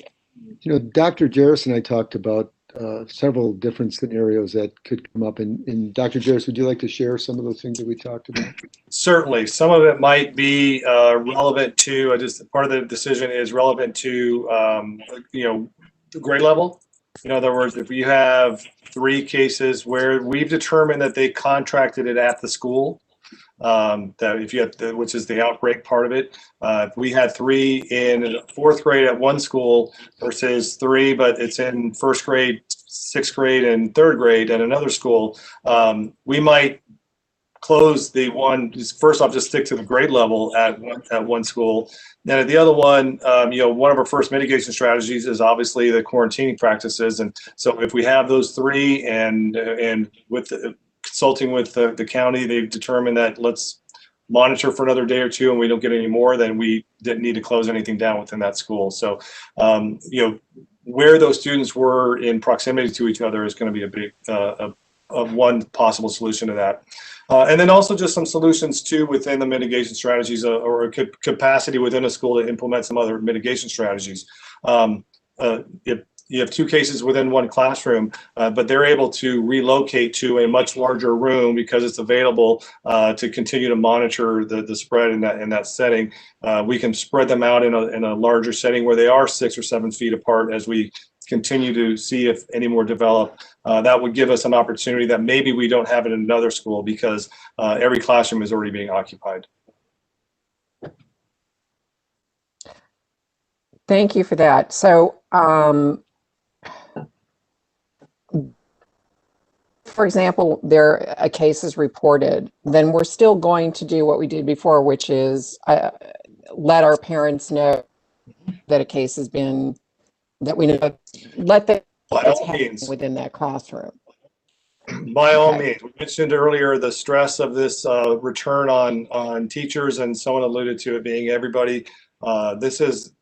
The contact tracing is an exhaustive piece of what we do and what our administrators do, and that will continue of continuing to trace where the students were and who they were in contact with, communicating with families and letting them and the community know of cases that would impact their children. And so we'll continue with that piece of it. And again, that's where the doctors really emphasize that a lot of this is contextual, right? Well, when is this happening? Where is it happening? What's happening in the community?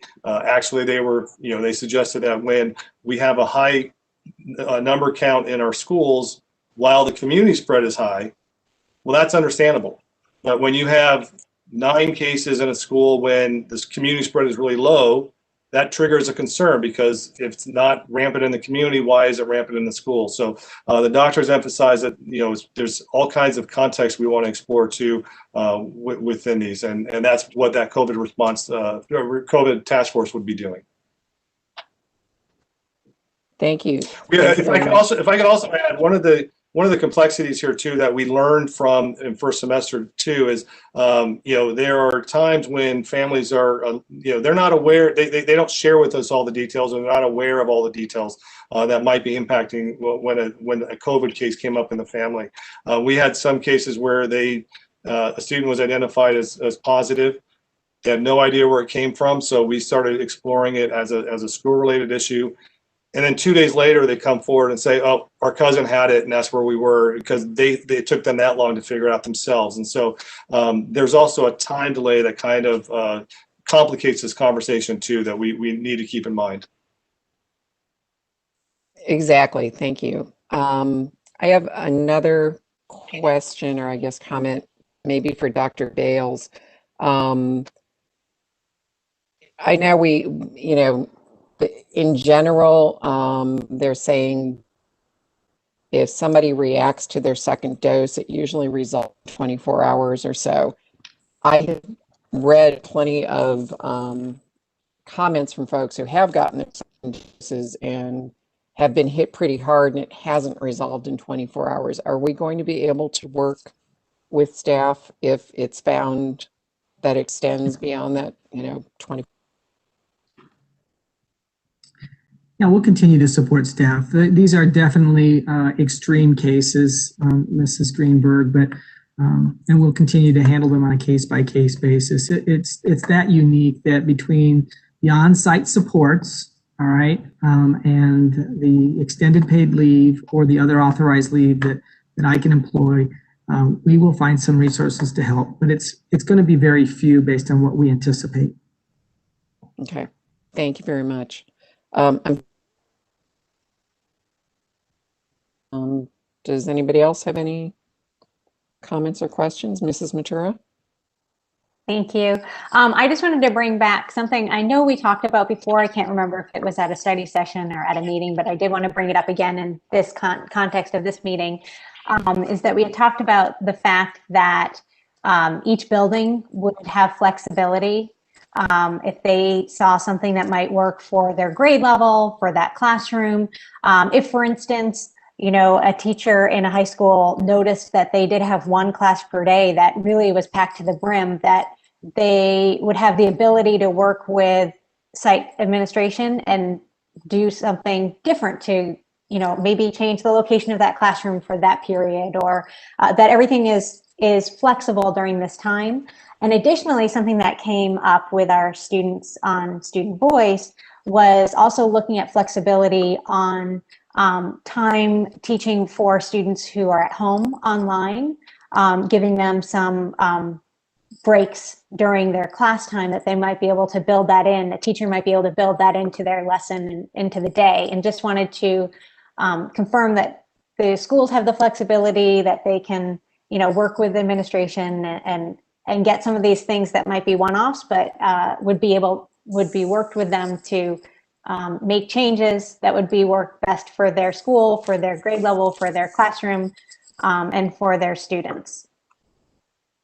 We will continue to have those discussions, and the schools will have that flexibility, especially since when we go back to in-person, those students who choose to remain on PV Connect, they go back to the longer schedule. So they will need that break because they are online all day. So we will stress that and continue to have those conversations at that 7-12 level to make sure students can stay focused and engaged and be very mindful about that. Thank you, Ms. Matura. Thank you. Mrs. Bacon? The one question that I have is, so we're being asked to approve a plan where we will shut down school by school or grade by grade, depending, or class by class. Is there any mechanism in this if we approve this, is there any mechanism to shut the district down if you thought that was something you needed to do, Dr. Lee? Thanks for asking that question, Ms. Bacon. That's a really good question. I think if we saw community spread start to escalate up at a pretty high rate, and we were having issues in a lot of our schools and we were shutting schools down, I think we'd have to have that conversation with our task force, and then certainly at the board level. I don't anticipate that happening, but should we see something like that starting to occur, and it's starting to show itself in the schools, and we start closing down schools to in-person, we'll have to have a conversation, and again, we'll involve the task force and the medical experts on that particular conversation. But it is possible we could, if something extreme happened, come back and say, we're going to finish the year virtually. I am hoping and praying that we don't have to have that conversation. I agree. The other question that I have is, there's no numbers attached to this. And that's a little tough for people like me who are kind of need to be organized and have things in pretty rows. So that's a challenge for me. And I guess my question, and I appreciate that we have medical professionals on the task force. I think that's incredibly valuable, incredibly important. Is there any scenario in which you would see not taking the recommendation of that task force, Dr. Lee? I don't foresee any. I mean, there's always that possibility, but in terms of school by school scenario, classroom by classroom, cohort by cohort, I have tremendous trust in the school teams. And then if it elevates to the district task force, I have tremendous trust in their recommendation. They're all intelligent people and have our students' best interest at mind. And so I don't foresee a situation where I would say no to their recommendation. Okay. No, that doesn't say anything, but Hey, now more than ever, never say never. that's right.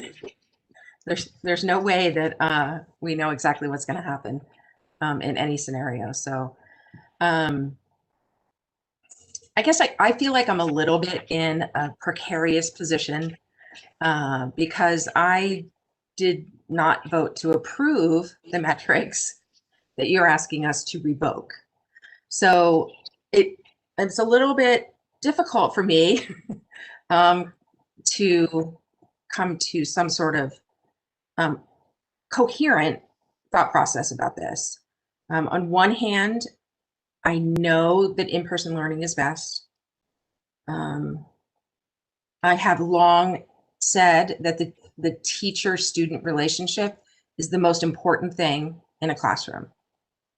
The connection that the student has with the teacher, the ability to connect. What our teachers are not trained to do in a formal way, they do it all the time, but they're not trained to do is to really address those social emotional issues. They're not trained mental health professionals. And we have some of those people on our campuses, but their jobs are pretty strictly defined. You know, when our high school counselors have a 400-to-1 student counselor ratio, that's going to be tough for our counselors to be providing the kinds of support that we need. So my question is, what are we doing to increase, what programs do we have in place to not only provide support to our families, but to provide support to our staff in terms of the mental health issues that we're all facing? Mrs. Bacon, Dr. Lee, I'd be happy to respond. Just from the HR perspective, we have an employee assistance program that allows our medical benefited employees to have counseling services for these depression, anxieties, and such that you're dealing with. We are exploring an option for an extended EAP, employee assistance program, that would go to non-benefited employees as well as members of their household. I'm not sure that we can pull that off before the new fiscal year, July 1, but we're exploring that option right now with Valley Schools and a vendor. So we are certainly looking at ways from the HR side to provide more supports through our benefited side of offerings. Right. I mean, because not all of our employees have benefits through us. So right. And that's true. That's why we're exploring this other opportunity, which may not be contingent upon whether you have medical benefits or not. So we're getting there. I'm struggling to try to get it implemented by the 16th of February. So I don't think that'll happen, but you know, it's certainly in the works. Okay. So our goal would be to get it implemented as quickly as we can. Yes. Okay. So in the meantime, if we can't do that, do we have any partnerships with any community health organizations, any mental health agencies, that if our families and teachers, our staff need help, there is a resource available? Yes, we can put together that list. We have a great partnership with Honor Health as well. And then on the student side, Teen Lifeline continues to be a tremendous resource for both students and families that are struggling. And our social workers in the district, our SEL specialists, have a plethora of resources that they've made connections to within our community. Thank you. Dr. Jarris, do you want to talk about some of the social and emotional wellness that we have in our curriculum, particularly at the younger grades? Yeah, so we did spend a lot of time, obviously implementing SEL support this year. In addition to adding staffing, schools were adding in a curriculum. There's different programs out there that different schools were selecting from to use to build that in. And as I alluded to before, we've asked every school to have a process, a team in place to be able to refer a student. So if a teacher or if some students self-select, some schools got really creative with a Google form where there's a daily check-in every day, and students could just identify, I'm doing okay, got them sad, whatever was appropriate for the grade level, and certain responses would trigger a ticket to the administrative team, to the SAL team, and allow them to check in. And so every school has a fairly robust referral process to support working with these students. And then that curriculum is being embedded and serving as a foundation to continue to grow. For some schools, they're just implementing it this year. Other schools have had it in for a few years. So that's been kind of the growing of it this year in some schools, but they're all working towards providing that for students. Thank you. Does one more question, or I think one more question. Does anybody else have any other?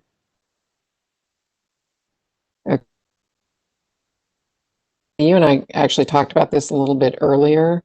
Are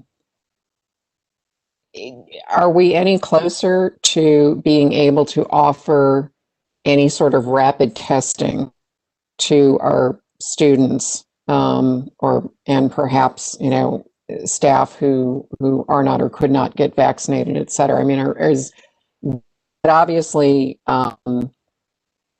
will help identify potential cases who have, not been identified before. Are there any programs or scenarios, anything that we can discuss in regard to potentially getting access to rapid testing for our schools?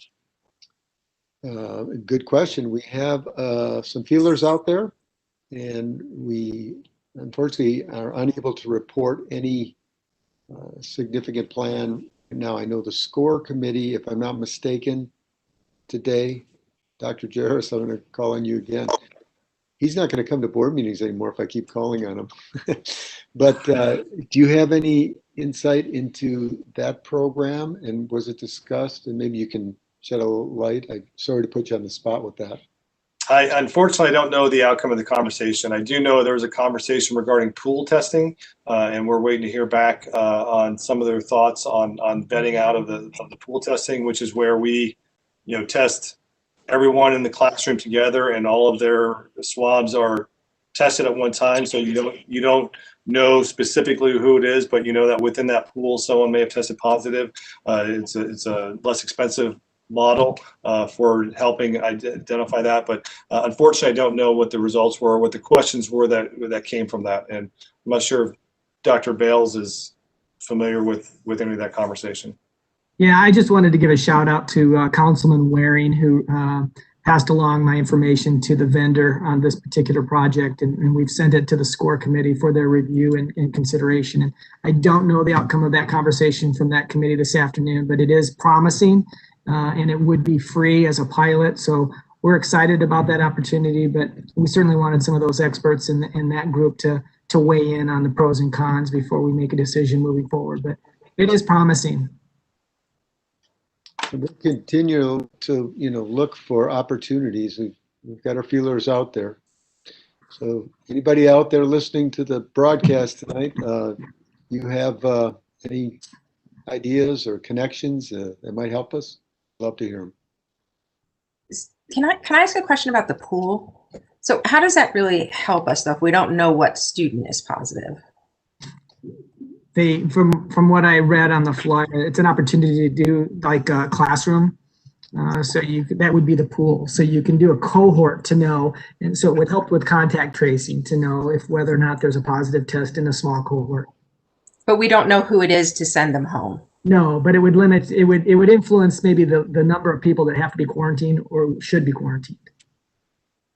Okay. So it's just more data points without being invasive, about a student by student. This is only one example that we're exploring.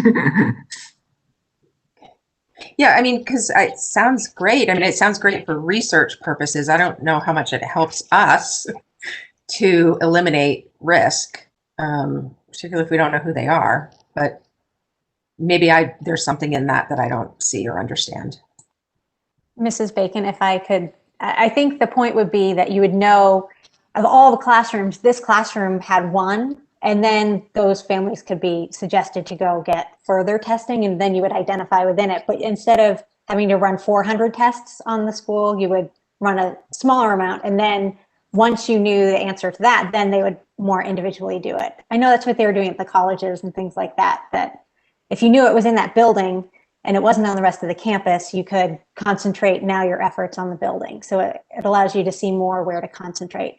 And of course, this is getting way ahead of anything because there would be a lot that would need to be discussed prior to that with consent and rent and all of that. So I don't want anyone listening and thinking, oh my gosh, oh, they're going to decide to do this, that this is just hypothetical discussions, and that there would be a lot more information and consent and things like that before anything like that happens. So I don't want anyone to be concerned right now that this is just all discussion. So thank you. Thank you for adding that, Ms. Matura. Yeah, and then we'd rely on our families to take that and do something with it. So. And I have just received a few texts from SCORE members who are saying that they are interested in exploring it some more and getting some more information. So, so they are still keeping it on their radar. Great, thank you. Mrs. Greenberg? Did anybody hear it? No, oh no. Okay, you said it. No, it blinked out. Sorry. Let me just make a request out to in the state of Arizona. If anybody has any connection to anybody in tech and writing programs, I have experienced this myself. Having been tested in Utah, it's hundreds of times easier to get an appointment, get it done, and get the results back quickly. They have set up the most amazing program. And when my daughter was going back to work, she had to go get tested before she could start work. And it took her hours and hours to find a place, and then had to wait for 3 days. It is so quick and easy. And they just take shopping centers, and it was snowing, and they have this little plastic building, and you just drive through the parking lot and get tested. And it was quick and easy, and the state of Utah has done it. So the tech companies got together with the government and set it up. So if we have some tech companies in Arizona, we welcome your help. I'm just sending it out there because we're way behind, I believe, having experienced both. Thank you, Mrs. Case. Does anybody else have any other questions pertinent to this discussion, knowing that we still have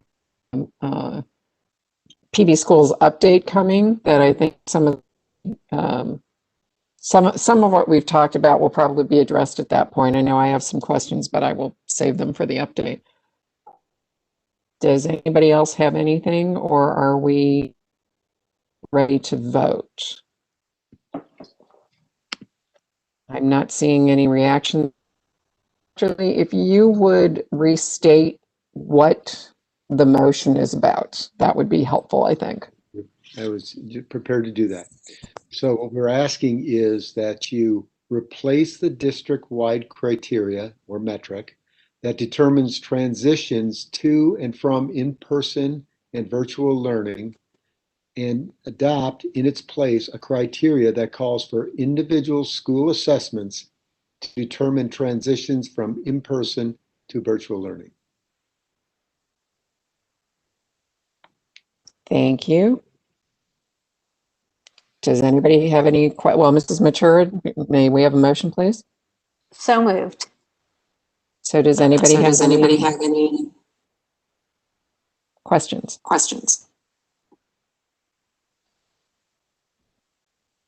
Seeing none, Mrs. Chisholm. May we have a roll call vote? Mrs. Matura. Aye. Mrs. Greenberg. I hope you can hear me. I'm getting reverb. Okay. I was going to say a few words. I will simply say I'm not sure that I completely like every single piece of the plan, but I believe we can make it work with everyone doing their part. And I vote aye. Mrs. Bacon. Mrs. Bacon. Sorry, I had to. Sorry, I had to unmute. There is a lot of feedback. There is a lot of feedback. Is it?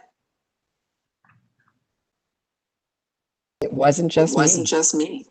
No. No. Does someone have their Does someone volume? have their volume? Computer?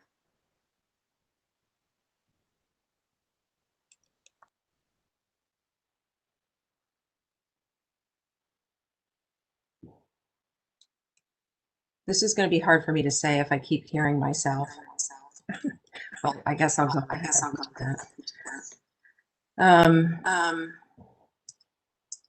There are two things that have happened during this pandemic in terms of schools. One of them is it's become even more apparent that schools are the hub of our neighborhoods and they are the social safety net for our families. Unfortunately, we really don't have the resources in terms of personnel, money, or time to provide the kinds of supports that we need. And we've recognized all of the things that we are doing to provide social emotional support. And it is outstanding work that we're doing. I don't want to demean the work that we're doing. And if Mrs. Case hadn't brought up Dr. Bale's lifelong almost commitment to Teen Lifeline, I was going to do that because we are very cognizant and very thoughtful about social emotional health in PB schools. So I am a social worker. I have 2 degrees in social work. I have spent my whole life really caring about the mental health of people around me. We need more help than we have. This is not, when schools reopen, this is not a time to stop. It's a time to go. We have at our legislature right now many propositions to cut funding to education. So there is a disconnect between what our policymakers see our schools as and what our families see our schools as, and what we see our schools as. They're a vital component of the economy, of our community, and the importance of that can't be understated. So I hope everyone who wants schools to open, every single person, will call a legislator, call a policymaker, and say schools deserve help, because we do. And that doesn't always happen. And there is a very small army that is doing a lot of advocacy around schools.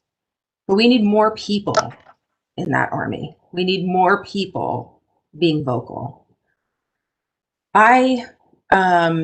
My number one goal when I came to the board was to have a mental health professional, at least one, on every campus, and to have wraparound services at every site.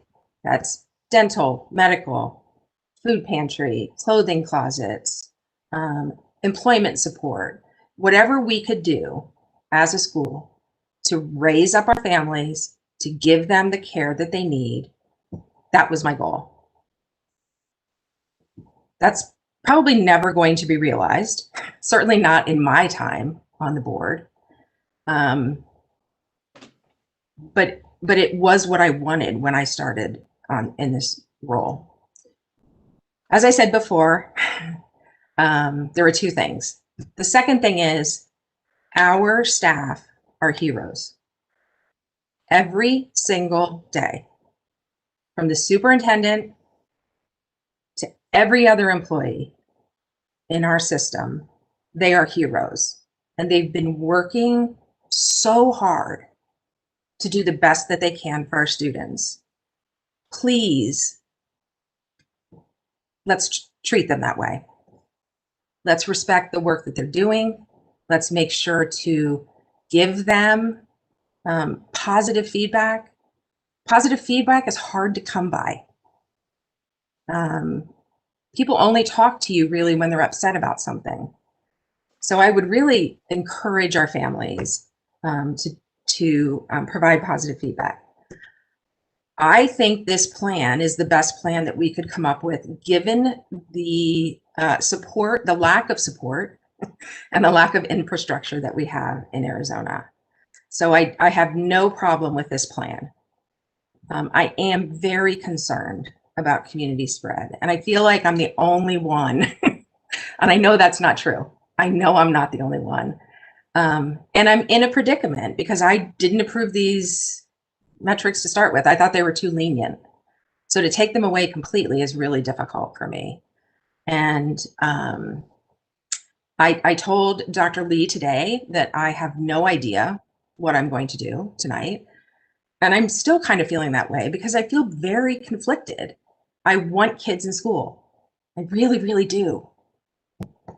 But I am concerned about the health and safety of our community.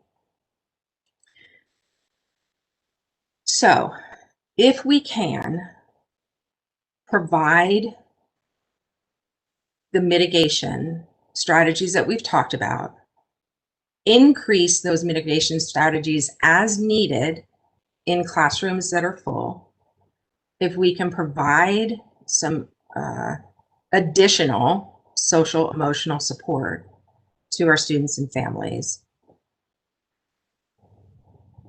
I can support the plan. So I vote aye. Mrs. Brown, Mrs. Brown? Aye. and Mrs. Case. I want to thank all of those who have worked on this plan. I know there's been many, many hours, and I appreciate that. I appreciate the hard work of our teachers who I can't imagine teaching online. It's beyond my mind trying to do that. And I appreciate the students who have worked hard and haven't given up. And if they have given up, I hope they come back soon and get going. And I am so excited for our students to be back in the classroom, and I vote aye. Thank you. At 9:06 p.m. on Thursday the 4th, motion unanimously. So next on the agenda are items for our PV schools update, and hopefully I won't reverb and I can say some things I was going to say, but I'll turn it over to you. Thank you, President Greenberg.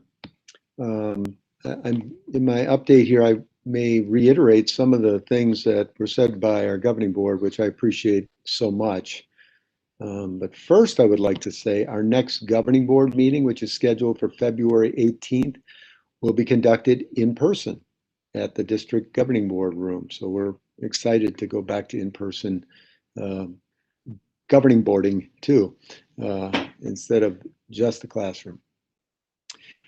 District officials and school administrators and teachers have been working so hard, as you heard, to create additional learning opportunities for the fourth quarter grading period.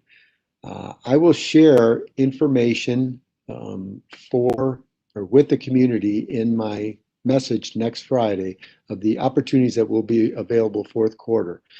They've been planning, and I know you're waiting to hear, and I think next Friday we'll be able to unveil some things. I also want to emphasize a few things before we begin to offer in-person learning on February 16th for pre-K through 6 and February 22nd for grades 7 through 12. First, I want to thank all of our employees, administrators, teachers, and support staff for the incredible work they have done and are doing to provide the best learning environment possible for our students in this incredibly challenging time. I'm so proud of all of their efforts. I also want to thank my cabinet for their leadership and hard work in helping prepare our back to in-person learning plans and their leadership of their staffs that they lead. I want to ask families to please make a well thought out decision on in-person versus virtual, as we talked about earlier. We know there are some students where in-person learning is not an option. We understand that. And not only do we understand it, we support that, but we expect that students will continue virtual learning, and we'll have students, obviously, that'll come to in-person learning. And this will form a natural mitigation strategy. I've said this before. The fewer persons or in-person students we have, it's easier to maintain social distancing. And I think some of the discussion we had earlier makes that understandable. And stay home when you're sick. Please do that. If you're feeling sick, please stay home because you don't want to just jeopardize your classmates. Mask wearing, as was said earlier, will be absolutely essential and required. Now, we will be reasonable. Obviously, eating lunch, you need to take your mask off.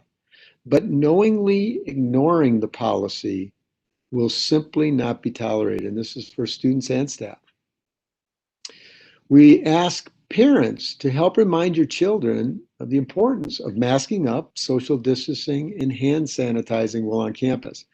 Your reinforcement of those things at home will help as we work hard to enforce these mitigation strategies. And we all need to do our part to make decisions that help slow community spread so that we can help make our entire community as safe as possible. I haven't said much about that, but I hope we're all thoughtful about what we do and where we go and how we go there, because if we can slow community spread and continue to slow it, it's going to only help keep our schools even more safe, I believe. Finally, our teachers will be carrying the heaviest load. Teaching students both virtually and in person, it will be extremely challenging. I've said it before, I'm not a fan of dual modalities, but in the situation we're in, there doesn't seem to be another option. Teachers, students both learning teaching students both virtually and in person is a challenge. And parent support will be critical. Perfection is a goal. I know all of our teachers strive for it, but perfection in this environment is not possible. I want to say that again. Perfection in this environment is just not possible. I'm confident they will give their best effort, but at times they may get frustrated. They are human beings. We hire human beings to be teachers. And we believe we have some of the best human beings teaching our students of anywhere in the Valley. And they entered this profession with a calling. We are so proud of the talented educators we have in PV, and we must work together to support them and let them know how much they are valued. Because we know if they do a great job with our students will shine. That's all I have this evening. Thank you, Dr. Lee. Or questions? Mrs. Bacon? The only comment I have is that I would still, and I've shared this with Dr. Lee before, I would really like I would like to see us push the start to the 22nd for everybody. So everyone is vaccinated, everyone is recovered, and there's full immunity at that time. That's all I have.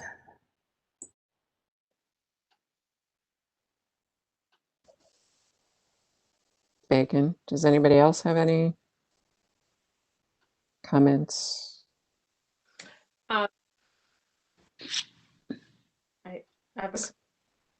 Thank you.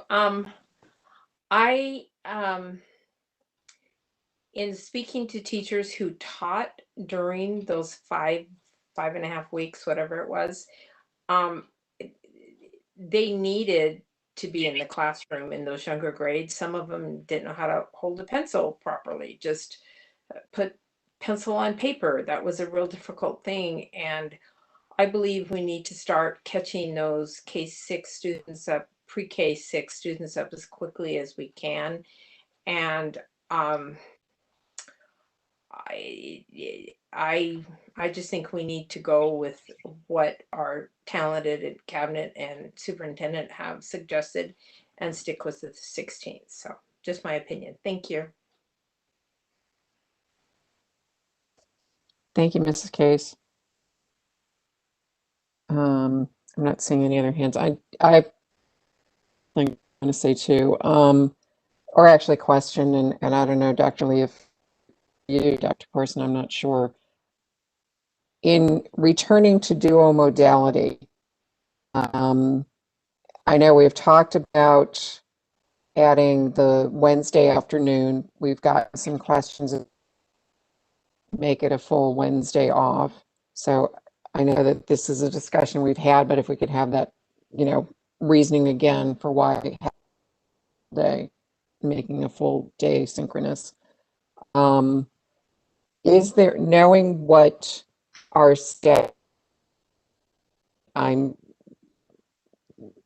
thankful that we continue to acknowledge how difficult dual modality is. Our know that loud and clear, and we're asking them to return to it. So I want to make sure that we are doing everything we can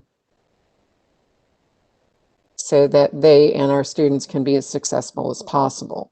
And I know we keep talking, I certainly hope we can keep pushing that message and that feeling out. I believe our educators and our staff need grace in this, working in these dual modalities. So is there anything more that we learned based on our previous experience that we've taken and changed, what we're going to be looking at in terms of dual modality 2.0?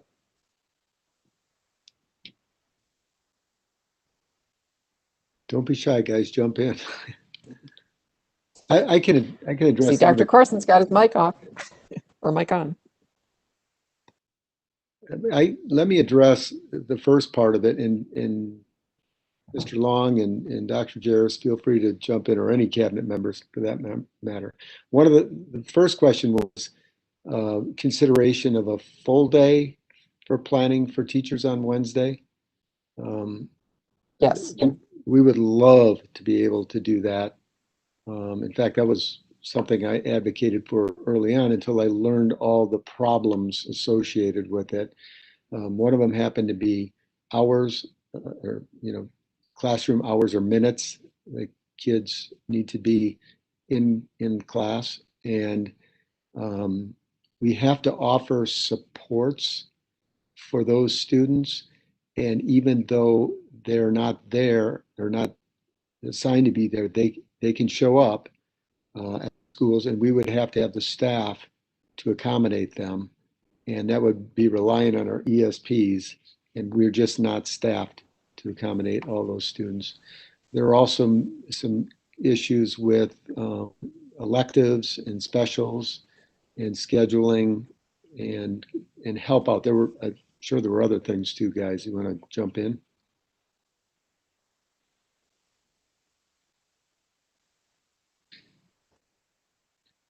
Bueller, anybody? Well, one of the things I was going to comment on, Ms. Greenberg and Dr. Lee, is that one of the things that we have added moving into the fourth quarter for in-person and virtual learning is some significant work in our curriculum. And our curriculum specialists have been working really hard over the last few weeks to identify what we are calling priority standards for the fourth quarter to assist teachers in planning their lessons and delivering their lessons, so that we focus on the most important aspects and learning concepts and skills within ELA, math, social studies, and science within our K-8 and even within our 9-12. And we believe that those resources are really going to assist our teachers in helping narrow their focus so that they're not having to take a broad scope of standards and learning and try to figure out what's going to be most important to ensure that our students are successful moving into the next grade level. So we have provided a significant amount of work in those particular areas that we're going to benefit our teachers. We've also updated our professional learning on-demand offerings for teachers to make sure that we learn some lessons based on really many of the great evidence-based practices that teachers were using the first semester when they were teaching remotely as well as in person. And we've captured many of those examples that teachers demonstrated and have worked very hard to share those examples across our system so that we can share some of the great work of things that teachers have figured out to do effectively. So those are a couple of things that we're doing differently this round in preparation for our transition. Dr. Lee, I might also add that this conversation, this option for half day was discussed with our internal stakeholder leaders. And one of the commitments that we've made with this decision for half a day is protected time for teachers. We've charged our principal leaders to protect that time for teachers and not to plan other activities or trainings that are not anything other than self-directed. I would also add that we have been, schools have been a little bit more flexible in their looking for opportunities to not necessarily eliminate dual modality, but eliminating the simultaneous teaching of both models. So in some schools where they are departmentalizing, if the numbers are working, they're able to regroup the students as they rotate. So when a class comes to me, it might just be only the online students. I'm still double planning, but I'm not having to engage with both in-person and online at the same time. It's not happening in every situation, but where where a team is comfortable doing it, they're exploring those opportunities. And at the secondary level, we've emphasized that even though you're doing dual modality, you can actually say, I'm working with my online students for 15 minutes while the students in person can be working on an independent activity. Basically saying it's okay to do that. Some teachers felt they couldn't, that they had to be in both at the same time, but just making sure that they do have the permission for that flexibility to work with small groups in person or online at the same time. Excellent, thank you. That absolutely answers that question. That was what I was hoping we would hear. Does anybody else have anything? Cabinet? Dr. Lee, do you have any you want to discuss? No, other than I just want to thank you, the board, for their support in this, and we're going to work hard to make this an outstanding learning opportunity for both kids in person and virtual, and we're going to work real hard to make sure that we're following those mitigation strategies and enforcing them the way we need to keep our schools safe. So thank you for your support. Thank you very much. No one has anything else for this? Mrs. Mature, was that a hand wave or? Nope. Okay. Next item on our agenda is a call for executive. Mrs. Matura, that motion is? Yes. Move the governing board call for an executive session in accordance with Arizona revised statutes, which read as follows. Arizona revised statutes section 38-431.03.A5. Discussions or consultations with designated representatives of the public body in order to consider its positions and instruct its representatives regarding negotiations with employee organizations regarding the salaries, salary schedules, or compensation paid in the form of fringe benefits of employees of the public body. And the purpose is to meet for instruction and direction.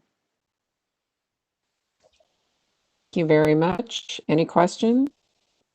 Ms. Chisholm, may we have roll call vote, please? Mrs. Matura? Aye. Mrs. Greenberg, Greenberg. Aye. Aye. Mrs. Bacon, Mrs. Bacon. Aye. Aye. Mrs. Brown, Mrs. Brown. Aye. Mrs. Case. Mrs. Case. Aye. Thank you. We will now go into executive session. This feed will continue, and we will read her out, but I don't have a time frame on that. Thank you.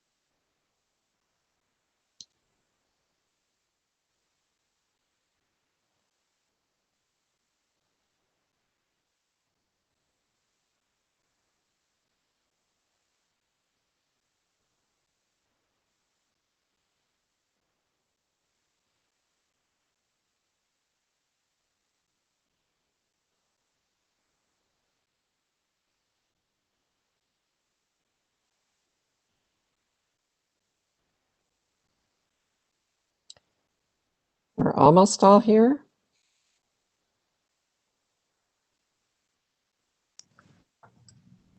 Yes, I believe we're just waiting for Mrs. Case. Yeah.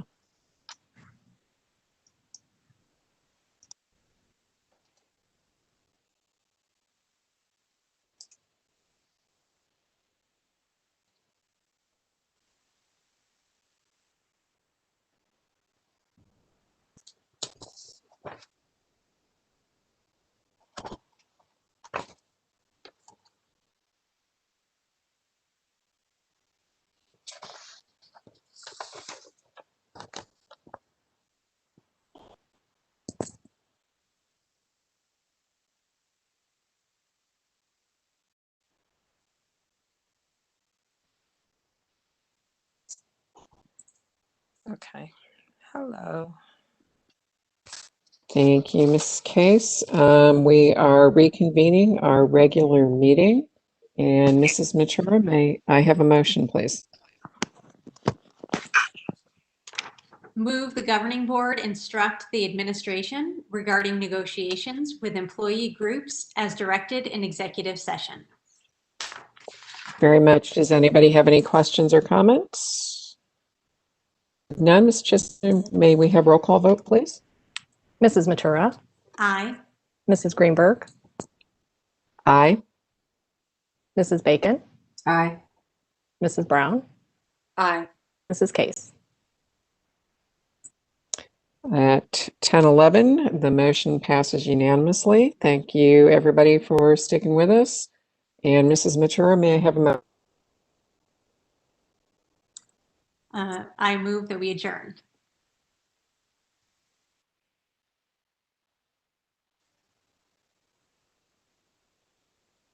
And Mrs. Greenberg is gone.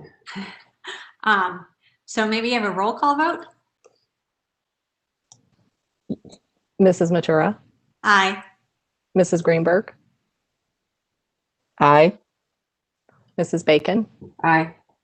Mrs. Brown, Aye. Mrs. Case. Motion passes unanimously. At 10:12, we are adjourned. Sorry, my connection adjourned before me, so we are adjourned. Thank you all very much. Thank you. Good night.